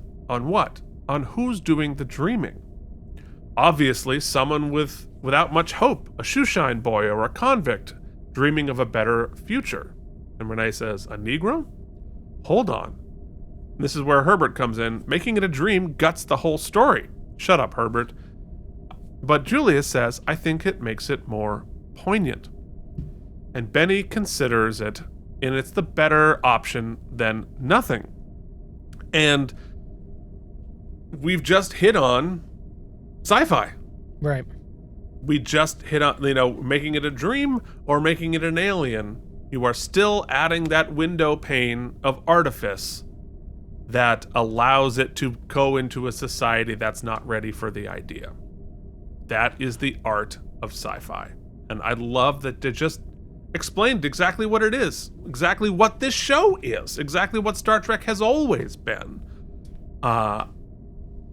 Giving us a better world, a more progressive, a more inclusive world before we're ready to do it by, as opposed to making it in a dream, setting it in the future. Making them aliens, making them whatever. And if you don't get that, you don't understand Star Trek.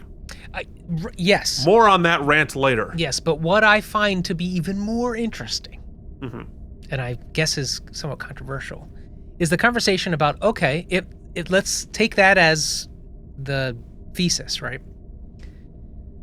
So if the only way to get it seen by people, you have to neuter it, right? Are you selling out, I guess, is the question. I think, and it's a great question, and I don't think there's a flat answer, but I think in the context of Star Trek, which this is, the shame of that is not on the people selling it, it's the people receiving it. The shame on that are the people who would not accept it if it were done straight, and not on the people who are trying to get it, who are trying to tell that story. And it's important, like you said, about like, how do you fight these things? Do you work within the system? Do you work without the system?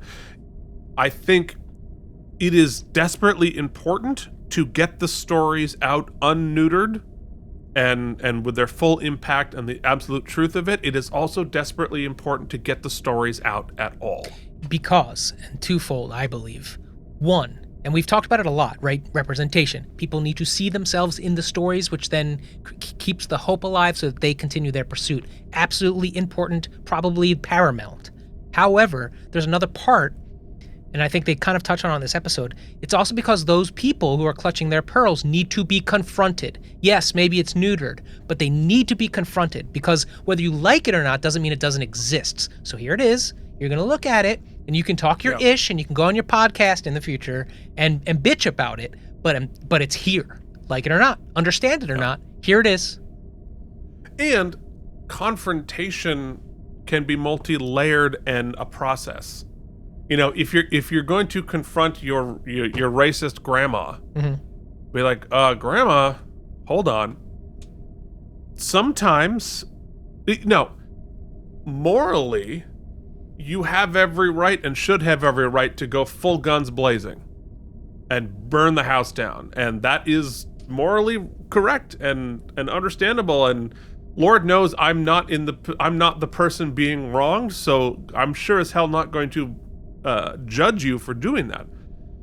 However, sometimes it's effective to work that in as a process and realizing that one of the more effective ways for change is empathy and not volcanic anger, even though the volcanic anger is freaking justified. And again, we're trying to get to the same place and arguing about what is righteous versus what is effective and how do you mix the two of them to get to the place that you want to get. It's very complicated, and I'm not in a position to say it's complicated what's right and what's wrong. Because also, though you might want to change an idea or change people, there are those you'd like to believe that I think everybody has the opportunity and the right to evolve, change, and grow, right?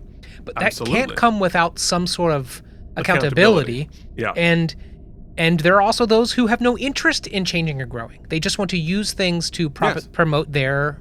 And some people do not choose to grow. So that complicates things further. At some point, you have to just allow them to... You have to sort of put them in the correct box. Right. Because they're not going to come back. And it's complicated. What do you know? Said that a lot today. But Ben's exuberance, not complicated. Not accepted. He is thrilled. He's willing to accept this compromise. And I think Julius's point that making it a dream might make it more poignant. It's not necessarily neutering it. He's thrilled. The story's going to be published, but he runs into Sirach and tries to tell him the news, but he's in a hurry. Something is wrong, and we don't know what yet. Back in the diner, Dorn is serenading Penny with more tales of baseball. Weirdly, both of the stories he went 2 for 4. Weird little continuity thing there. I mean, it's baseball. I guess it's boring. Benny comes in. He's still elated about the news. Later, he and Cassie leave a jazz club. They're in love, and Avery sings to her. Avery had to work in some of his singing, obviously. And the piano. You know that was an Avery choice, because he's a jazz pianist. So the preacher shows up and warns him that darkness and pain are coming. He grabs his ear like the Bajorans do, then leave. I think we're constantly being reminded that this whole story is being told by the prophets to Cisco as much as anything else. And there's a lot of parallels between this and the Inner Light. But this one has a specific agency from the outside force. So then we hear a series of gunshots and discover that Sirach has been shot to death by the racist cops. And they explain that they shot him because he was breaking into a car. And they say he had a weapon, but it was a crowbar to break into the car. Obviously, as we are becoming increasingly aware, this is a thing that happens on the regular. I mean, the closest I think the Rodney King sort of... That was the contemporary context, and now, of course, we're post-George Floyd.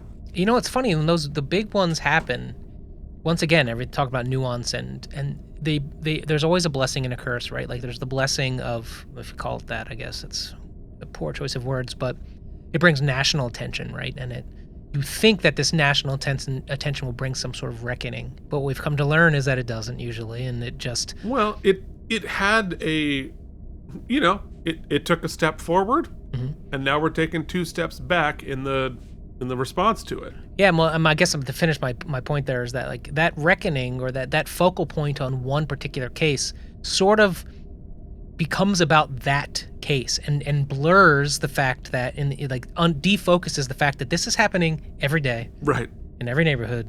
The focus on the one as an intentional way to obfuscate the many, and then we're going to burn down our country and the world so as not to be even marginally held accountable for our complicity in the society that creates that.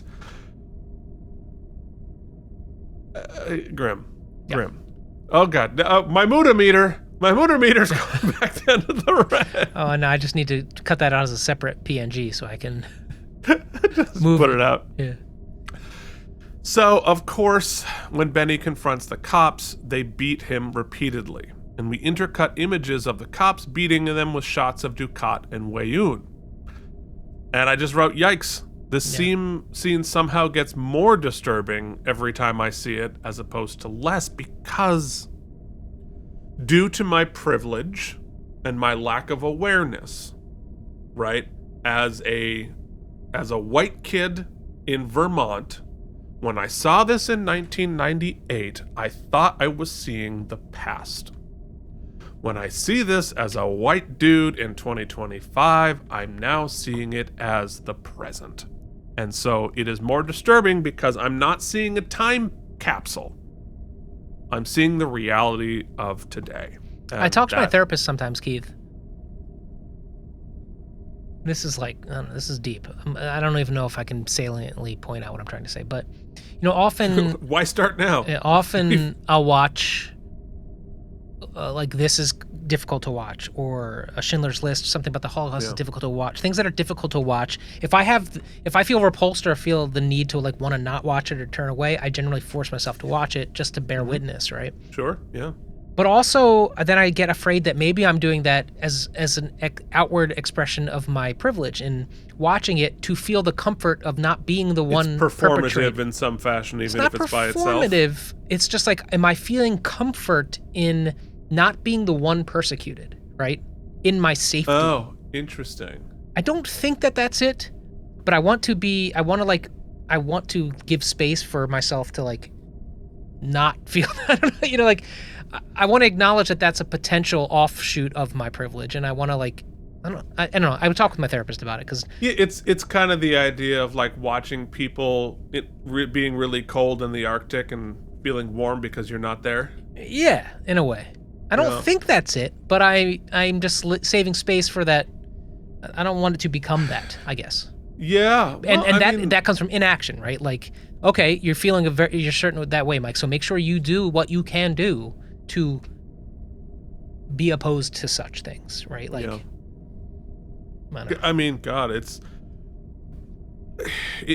look, you see this, and your empathy, and and, like, look, even people with privilege have moments where they are at the receiving end of stuff like that, and I have been, and it's, when you see stuff like that, you're going to feel a lot of things. And the closest I can get you is, I'm sure you've had this experience. A lot of times when if I'm doing shows regionally in Middle America generally, the one I'm thinking about in my head right now is in Indiana, I often get the F word for people making an assumption that I'm homosexual, throwing some slurs out my way. Yeah, I heard that plenty. Yep. That is not actually it does not apply, yet doesn't mean it isn't hurtful and isn't still an attack of a act of aggression.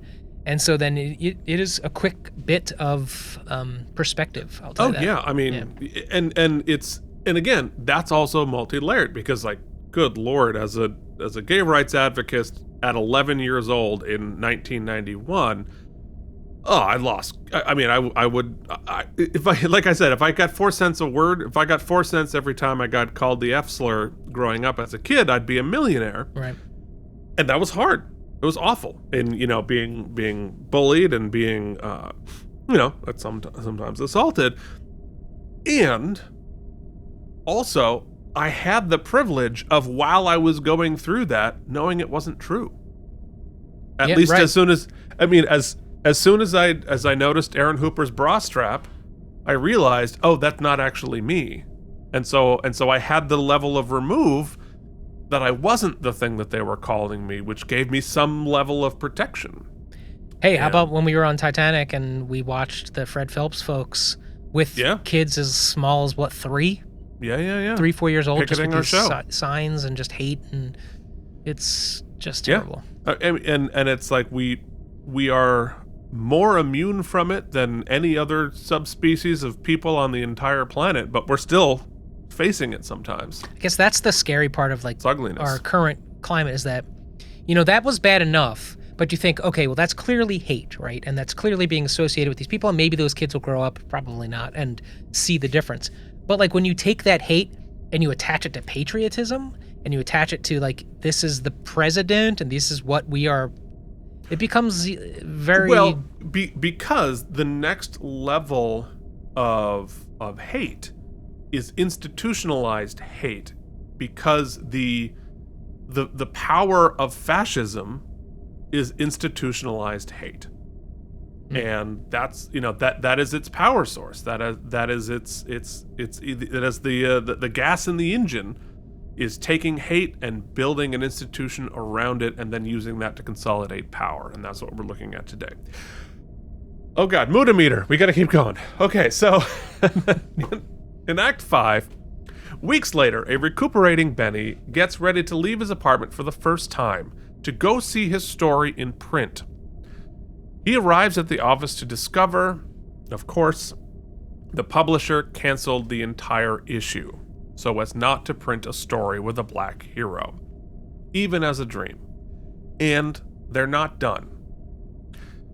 Renee's character says, "I'm afraid I have some bad news, Benny. Mr. Stone has decided your services are no longer required here." "Well, you can't fire me. I quit. To hell with Stone and to hell with you. Try to stay calm." "Well, I'm tired of being calm. Calm's never gotten me a damn thing. I'm warning you, Benny, if you don't stop shouting, I'm calling the cops." "Call them. Go ahead. They can't do anything to me, not anymore. None of you can. I'm a human being, damn it. You can deny me all you want, but you can't deny Ben Sisko. He exists. This space station, those people, that future, they exist." Time out. Storytelling as you're... Yeah. Look at Moodometer now in the show. Huh. It was high. Interesting. So they were all feeling good. Yeah, they were feeling great. Things had shifted, and then they're about to publish it. They just, nothing can be good. The second, hey Keith, I mean, it furthers the 2 steps forward, 1 step back thing. It's or 1 step forward, 2 steps back. Whatever it might be, whatever the ratio is these days. But they got ahead, right? And the second you start to think, okay, maybe there's something to feel good about, just take it away, man. Yeah, well, and that's a perfect example of 1 step forward, 2 steps back, because they're ending off worse than they were before they did the thing. And it's like that, this was a problem for me when we first watched it. You heard me say it, and now I understand it better. It's like, yes, you're fictionalized. I'm watching a story. I want it all. I want the good guys to win in the end. I kept expecting his colleagues to be like, we quit too, then we're out. If he's out, but it doesn't come. At least we don't see it. And that's just life, man. They got their circumstances too. We're looking at it today, right now, because, and he says, "I'm a human being," and that is the plight that so many people are in this country right now. The undocumented people in this country are being forced to try to remind us that they're human beings. They are human effing beings, and we are the administration and the people following are intentionally and specifically trying to dehumanize them at every point. And at this point, we're not arguing about policy. We're not arguing about, this, that, the other thing, and the type of green card. We're arguing whether or not they're effing human beings. And this breakdown is about exactly that. And so he says, you hear what I'm telling you. You can pulp a story, but you can't destroy an idea. And this was not in the actual script. He adds the line, that's ancient knowledge. Very profit-based. And I don't know for sure, but I bet you $1 Avery added that line. It's ancient knowledge. That future is real. I made it real. You hear me? It's real, it's real, it's real. And this is when he collapses, and you can see the tears streaming down his face. That passion, that is Benny, that is Ben Sisko, that is Avery, that is all of us. I wish I could remember the quote, Keith. Oh, and attribute it to the right person, because this scene reminded me so much of it. And it was, I'm gonna butcher this. I apologize. Someone saying something about how Lincoln, when he did the Emancipation Proclamation, that's what started, the slow march towards, civil rights and yeah. And then someone was countering that and said that's not when it started. It started when the first slaves sang the first song in a field about a brighter future. And I was like, yeah, that's this idea, right? It's that the second that idea is planted, that second that idea is said out loud, it is real and it takes on a life and it propagates. I'm sorry I butchered that quote, but it's a really powerful idea. It's a really powerful idea. And especially as artists or people who, even if you just do write a story or a theme, the idea that there is so much power in an idea and that it can't be taken away. That's why, it's not, the banning books thing, that is as dangerous as all of the other things we've talked about. I mean, like removing what kids have access to, removing the access to ideas that are different from what you decide you want is dangerous. It's how the world ends. I mean, look, I'm going to call a spade here, right? We are 12 of 14 steps into 40s Germany. Flat out.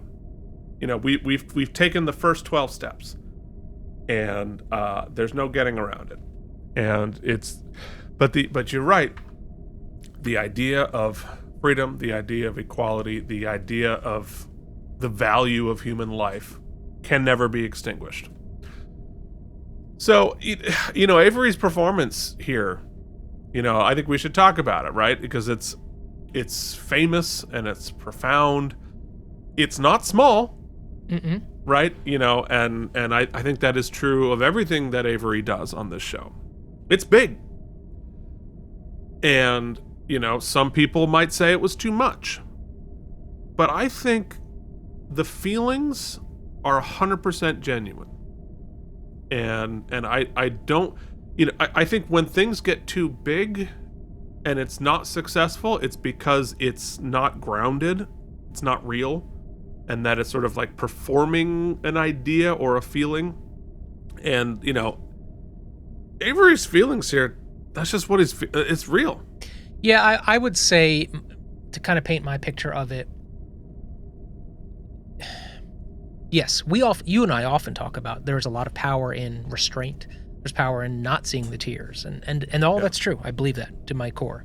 There are times, however, this would be one of them, I think the point of that performance, and yes, he is prone to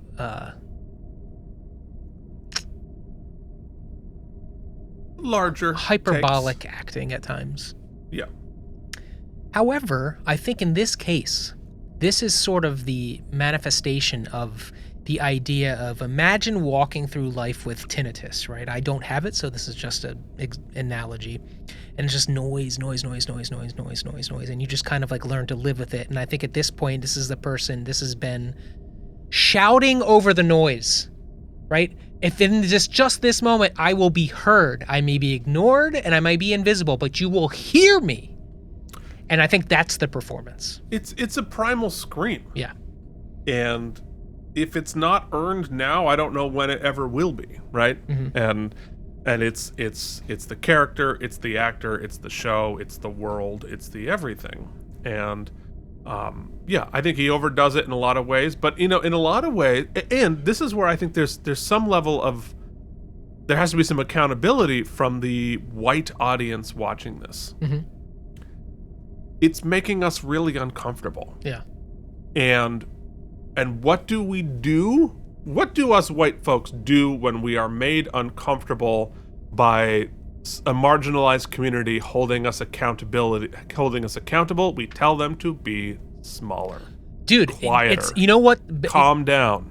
Exactly what Renee does here, that character, excuse me, it's not Renee, is, so how long has this guy worked there? A long time. Yeah. These guys probably consider each other 15 years. colleagues, friends, right? Yeah. And this is the best Karen of all times. This is the best, I have black friends, right? Right. But as soon as push comes to shove and he's clearly having an absolute response to what's going on, what's the first thing he says? He's like, I'm sorry, man, I'm my head's in a vice. I'm sorry. No, it's, you know what? Keep carrying on. I'm going to call the cops. Right. Within the 2 sentences of this. It wasn't, right? So it's, after 15 years, right? I've never laid a hand on anybody. I've never done anything. I just got my ass kicked in the alley last night. And the first thing you can say is, hey, if you raise your voice, I got to call the cops. Yep. Yeah. You know, get bent, bro. And that's sort of how I feel about this scene. Like, I will not be the one saying, be a little smaller, be a little subtler, be a little quieter for my comfort. No. This is not in any way, shape, or form performative. No. So, he collapses and is taken out in an ambulance. And in that ambulance, he wakes up in Cisco's uniform talking to the preacher, who says, "Rest easy, Brother Benny. You've walked in the path of the prophets. There was no greater glory." He says, "Tell me, please, who am I?" And he says, "You're the dreamer and the dream." Great line. And through the windows of the ambulance, we see the stars flying by. Then Cisco wakes up in the infirmary on Deep Space Nine. He was only out for a few minutes, and his neural patterns have returned to normal. The next morning, he helps his father prepare to leave. Joseph asks Ben what he's going to do. What a crappy visit. It was his first visit to the station, and he didn't even get to talk to him. Yeah. First time off planet. Yeah. Cisco says, "The only thing I can do, stay here and finish the job I started. And if I fail," Joseph says, "I have fought the good fight, I have finished the course, I have kept the faith. I've never known you to quote the Bible. I'm full of surprises, aren't I? And so are you. Sounds like this dream you had helped you sort things out." "I suppose it did," Cisco says, "but I've been wondering. What if it isn't a dream? What if this life we're leading, all of this, you and me, what if this is all the illusion? Maybe, just maybe, isn't the dream, maybe Benny isn't the dream we are. Maybe we're nothing more than figments of his imagination. For all we know, at this very moment, somewhere far beyond those stars, Benny Russell is dreaming of us." And then we now see Benny staring back at him in the reflection. Really cool moment during that monologue. They're in this wide, and then when they go to this shot, I didn't catch the screenshot, but there's a moment, one frame almost, where he looks directly down the lens. Yeah. When he's saying this. And it's clearly intentional. Well, they're breaking the fourth wall, essentially, here. And it's such an interesting idea. Yeah, fascinating. And, look, this episode's going to stick with you. There's so much to think about, so much time. We've talked about most of it, but let's throw out some stem balls and do our little thing. Wormholes? Wrong button. There are no wormholes in this one. Wrong button.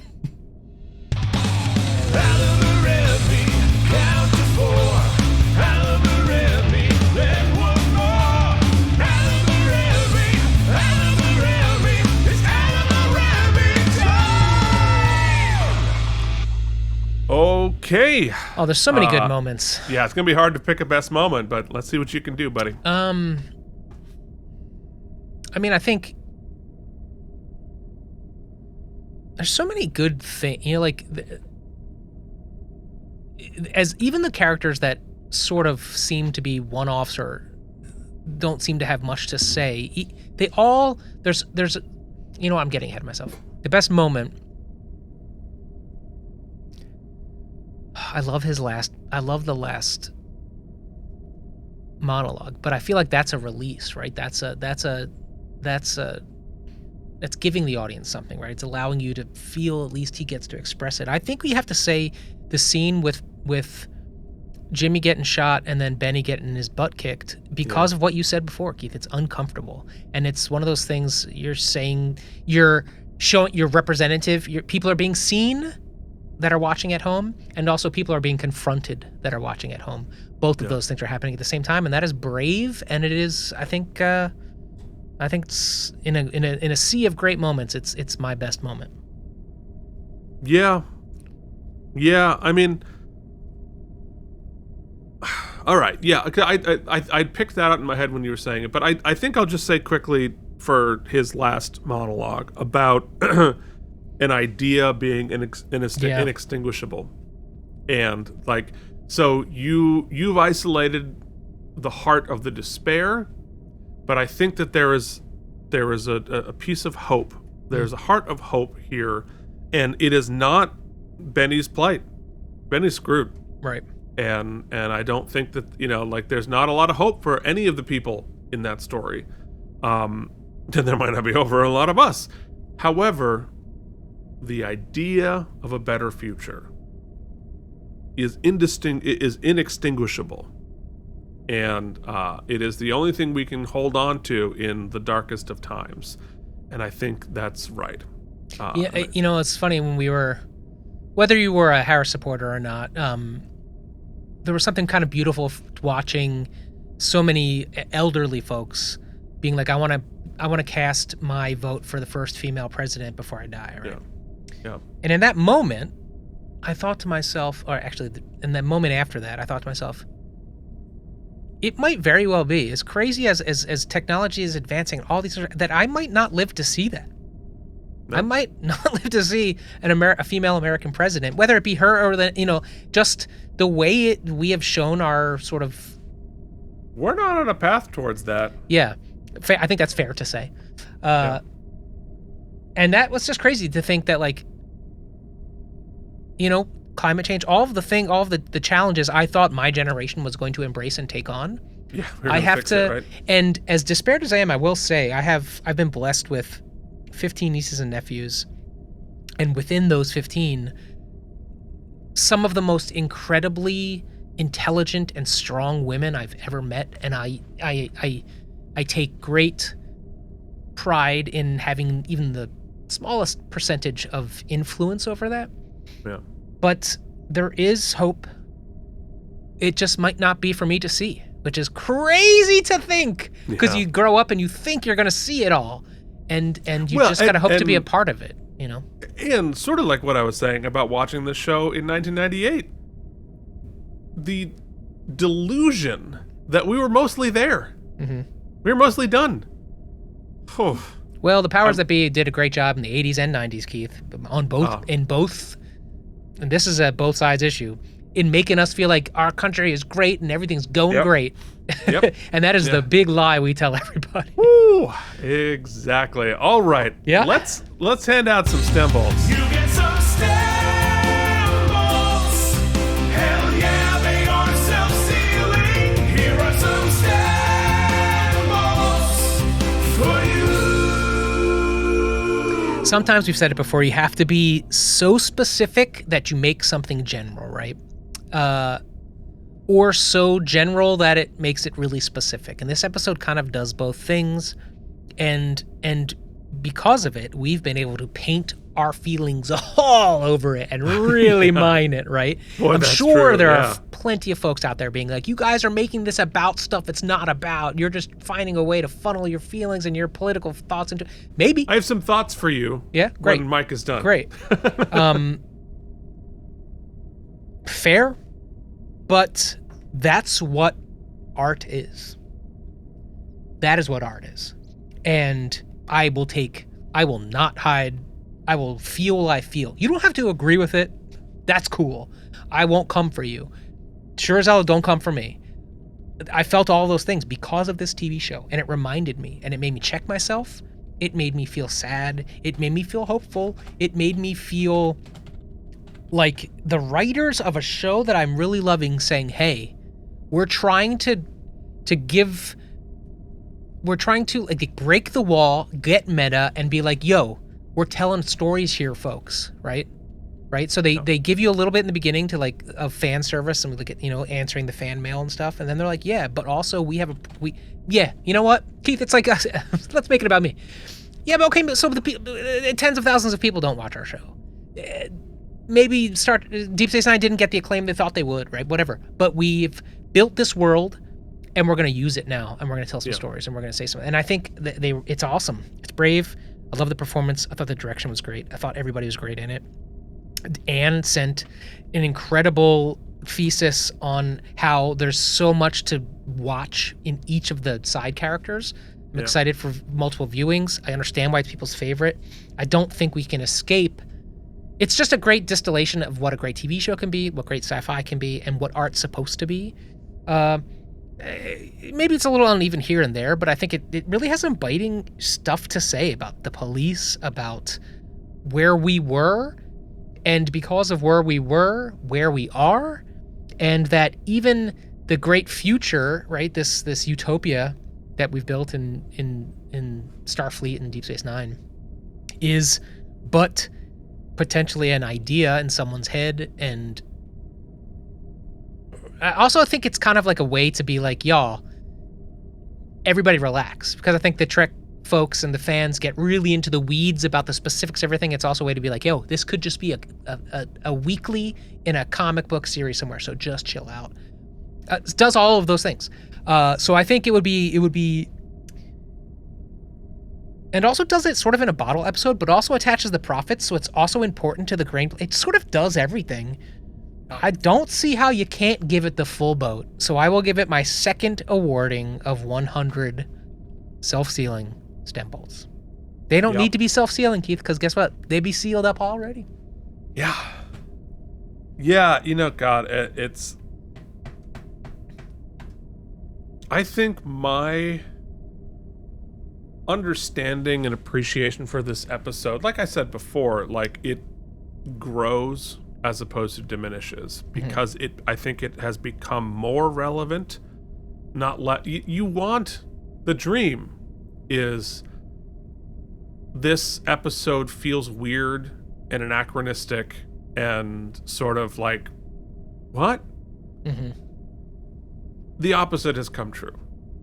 You know, like it has become more relevant. It has become more essential, more important. And that is a tragedy, but it is also speaks to, like you said, the importance of art and the importance of good sci-fi.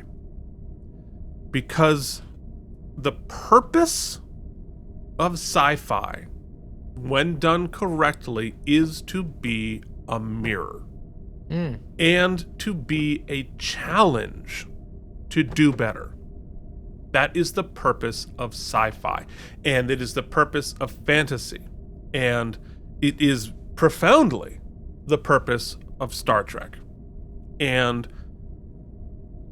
the pushback at contemporary Trek and old Trek, it's woke, it's whatever. The people making those points do not understand Star Trek. If you think that, why are they putting in all these like things about inequality and racism into Star Trek? Why are that supposed to be sci-fi? You don't get it. You do not understand the thing that you are watching. And I don't know why you're here. I don't know why you're watching the show. I don't know why you're watching us. Well, maybe, no, I'm not going to new to your point, but I mean, perhaps it's because you want to be challenged, right? Oh, well, sure. But if you are saying I shouldn't be challenged by sci-fi, I shouldn't be challenged by Star Trek, I don't want to feel bad about myself because I don't want to have to face the realities of these things. I don't know what you're doing here. because either you don't get it or you are like fighting against the. I don't understand. I don't get it, and all of these people, you know, and whether it's the same with Star Wars and Star Trek and all that, you know, why are racist, misogynistic, homophobic people watching sci-fi? You know, it is for you to try and give you empathy and wisdom and help you grow. Like, it's there to try to challenge you out of your backwards thinking. Right? But fighting back again, I mean, my God, what are you doing? Why are you here? Why are you here? And it's like, it's, you know, and I think about these, you know, the right wing and the sort of like that crowd. Don't you know that every one of these stories are about the fascists, the conservatives, the racists, the whatever? They're the bad guys. They're the bad guys in Star Trek, in Star Wars, in Indiana Jones, in Hunger Games, in Lord of the Rings, all of these fantasy things that you like. When you are pushing back against it, saying, well, it's, you know, like MAGA or whatever, you're rooting for the bad guys. You are the bad guys. You don't get it. And I'm angry. Obviously, I'm angry about it. Yeah, I get it. And you know what I think, and the this just speaks for, I'm speaking for Keith and I here. You know, I think it's easy because we happen to align politically to be like, well, you're then saying you're the good guys or that the left is the good guys. And it's not political like that. I think identifying the bad guy simply means you can be the good guy, right? I don't begin to associate my sort of, I don't want to say political, my social and human desire for, I fundamentally believe we should do everything in our power to look out for one another. And I believe that we are an incredibly wealthy and powerful country, and we have the resources to take care of the majority of people, right? Instead of demonizing the minority and setting them apart. And so, to Keith's point, it's not about good guy, bad guy. It's about, no, yeah, I guess you're right. I'm not going to make your point. Yeah. I mean, here's the thing. But you don't have to be perfect and without fault to identify the bad guys. 1,000,000%, because they're about ideals. They're about ideas, like Cisco says. Guess what? Equality, good. Empathy, good. Truth, good. Oppression, bad. Bigotry, bad. Which is one of the things I think Deep Space Nine does so much better, is that it uses Cisco, because Cisco he's done some shit. You know what I mean? He's made some decisions based in ego. He's done wrong by his son on occasion. Like, I did not say perfection. Right. Good. Right. Absolutism. I didn't say absolutism was good, either. And simplicity, bad. Right? Simplicity is a tool of oppression. What a great time for this episode, right? Like, it's a period piece to make a point. Holy shit. But it speaks to exactly contemporary times, because we are no further ahead. Zero. No, we're further behind today. It's crazy. And we have the internet, at least. We can talk about it for together. Now. Yeah. For now. Come on, Keith. We're coming home. Bring the hope. No.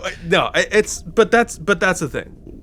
Everybody still watching at this point is watching because they get something out of this episode. Is getting some hope, some inspiration, some solace, some just being heard, being seen, being called to do better, being called, and at this point, being called to just remember. Watch it. What do we say? Remember the truth is the truth. Remember our history. Remember what happened, because they're trying to erase that. They're trying to make us forget this. This episode eventually could be banned because it's woke and they're teaching woke DEI ideas. So, they're Keith, just telling the truth. Give me a number. Yes. All right. Sorry, before I get, I'm going to self-immolate. So, with all of that said, for the first time on this watch of Star Trek Deep Space Nine, I will be handing out 100 self-sealing stem bulbs. That's an average of 100, folks. That's our first full show 100. Our first perfect episode. So I have a request. Okay. Yes, we welcome your comments. We welcome kind and intelligent feedback. Willing to have any conversation. I'd really just like to know what you think about the ideas and the things. But most importantly, I'd like to hear from the parents out there, right? Because Keith and I are not parents. When you approach an episode like this, if you watch them with your kids or you got young kids or whatever, Walter's a great example, whomever else, I'm sure other of you are parents. What's the conversation, right, around this? I'm curious as to how you approach that, because it's, I can imagine to be a sticky slope, right? Do you approach it as past? Do you approach it as present? How do you approach it? I'm curious. We'd like to know. How do you put it into context? Yeah. And how you put it in context in 1998, very different from how you put it in context today. I bet very different from how you put it in context 20 years from now. Yeah. But this is the value of Deep Space Nine, but the value of sci-fi in general. This is so friggin' valuable to us as a society, as people, as human beings. And I am grateful this episode exists in the world. So there you go. And I am grateful that all of you exist in the world and took the time to hang out with us for over 2 hours talking about this episode. It's heavy episode. I think we've all got a lot of feels going on, and I hope that wasn't too oppressive, or I didn't angry shout at you too much. but like what Cisco, like what Avery was doing, those are my real feelings, and I shouted them however I've shouted them. So thank you so much for watching. And comment below. Let's have the conversation. I don't need to pitch all of our nonsense. You all know all that. I should point out that on IMDb, gets an 8.9, which makes it the 9th top-ranked episode of Deep Space Nine. Have we not gotten to the top 5 yet? We've gotten through most of the top 5. We have not hit number 1 yet. Okay. Up next, very different. We're going to have a little fun. It's One Little Ship. We will see you back here next week. Thank you so much for watching. Stay safe, and be well, everyone. Keep your butts. Thank you for watching K&M Entertainment. If you enjoyed our particular brand of nonsense, please like and subscribe.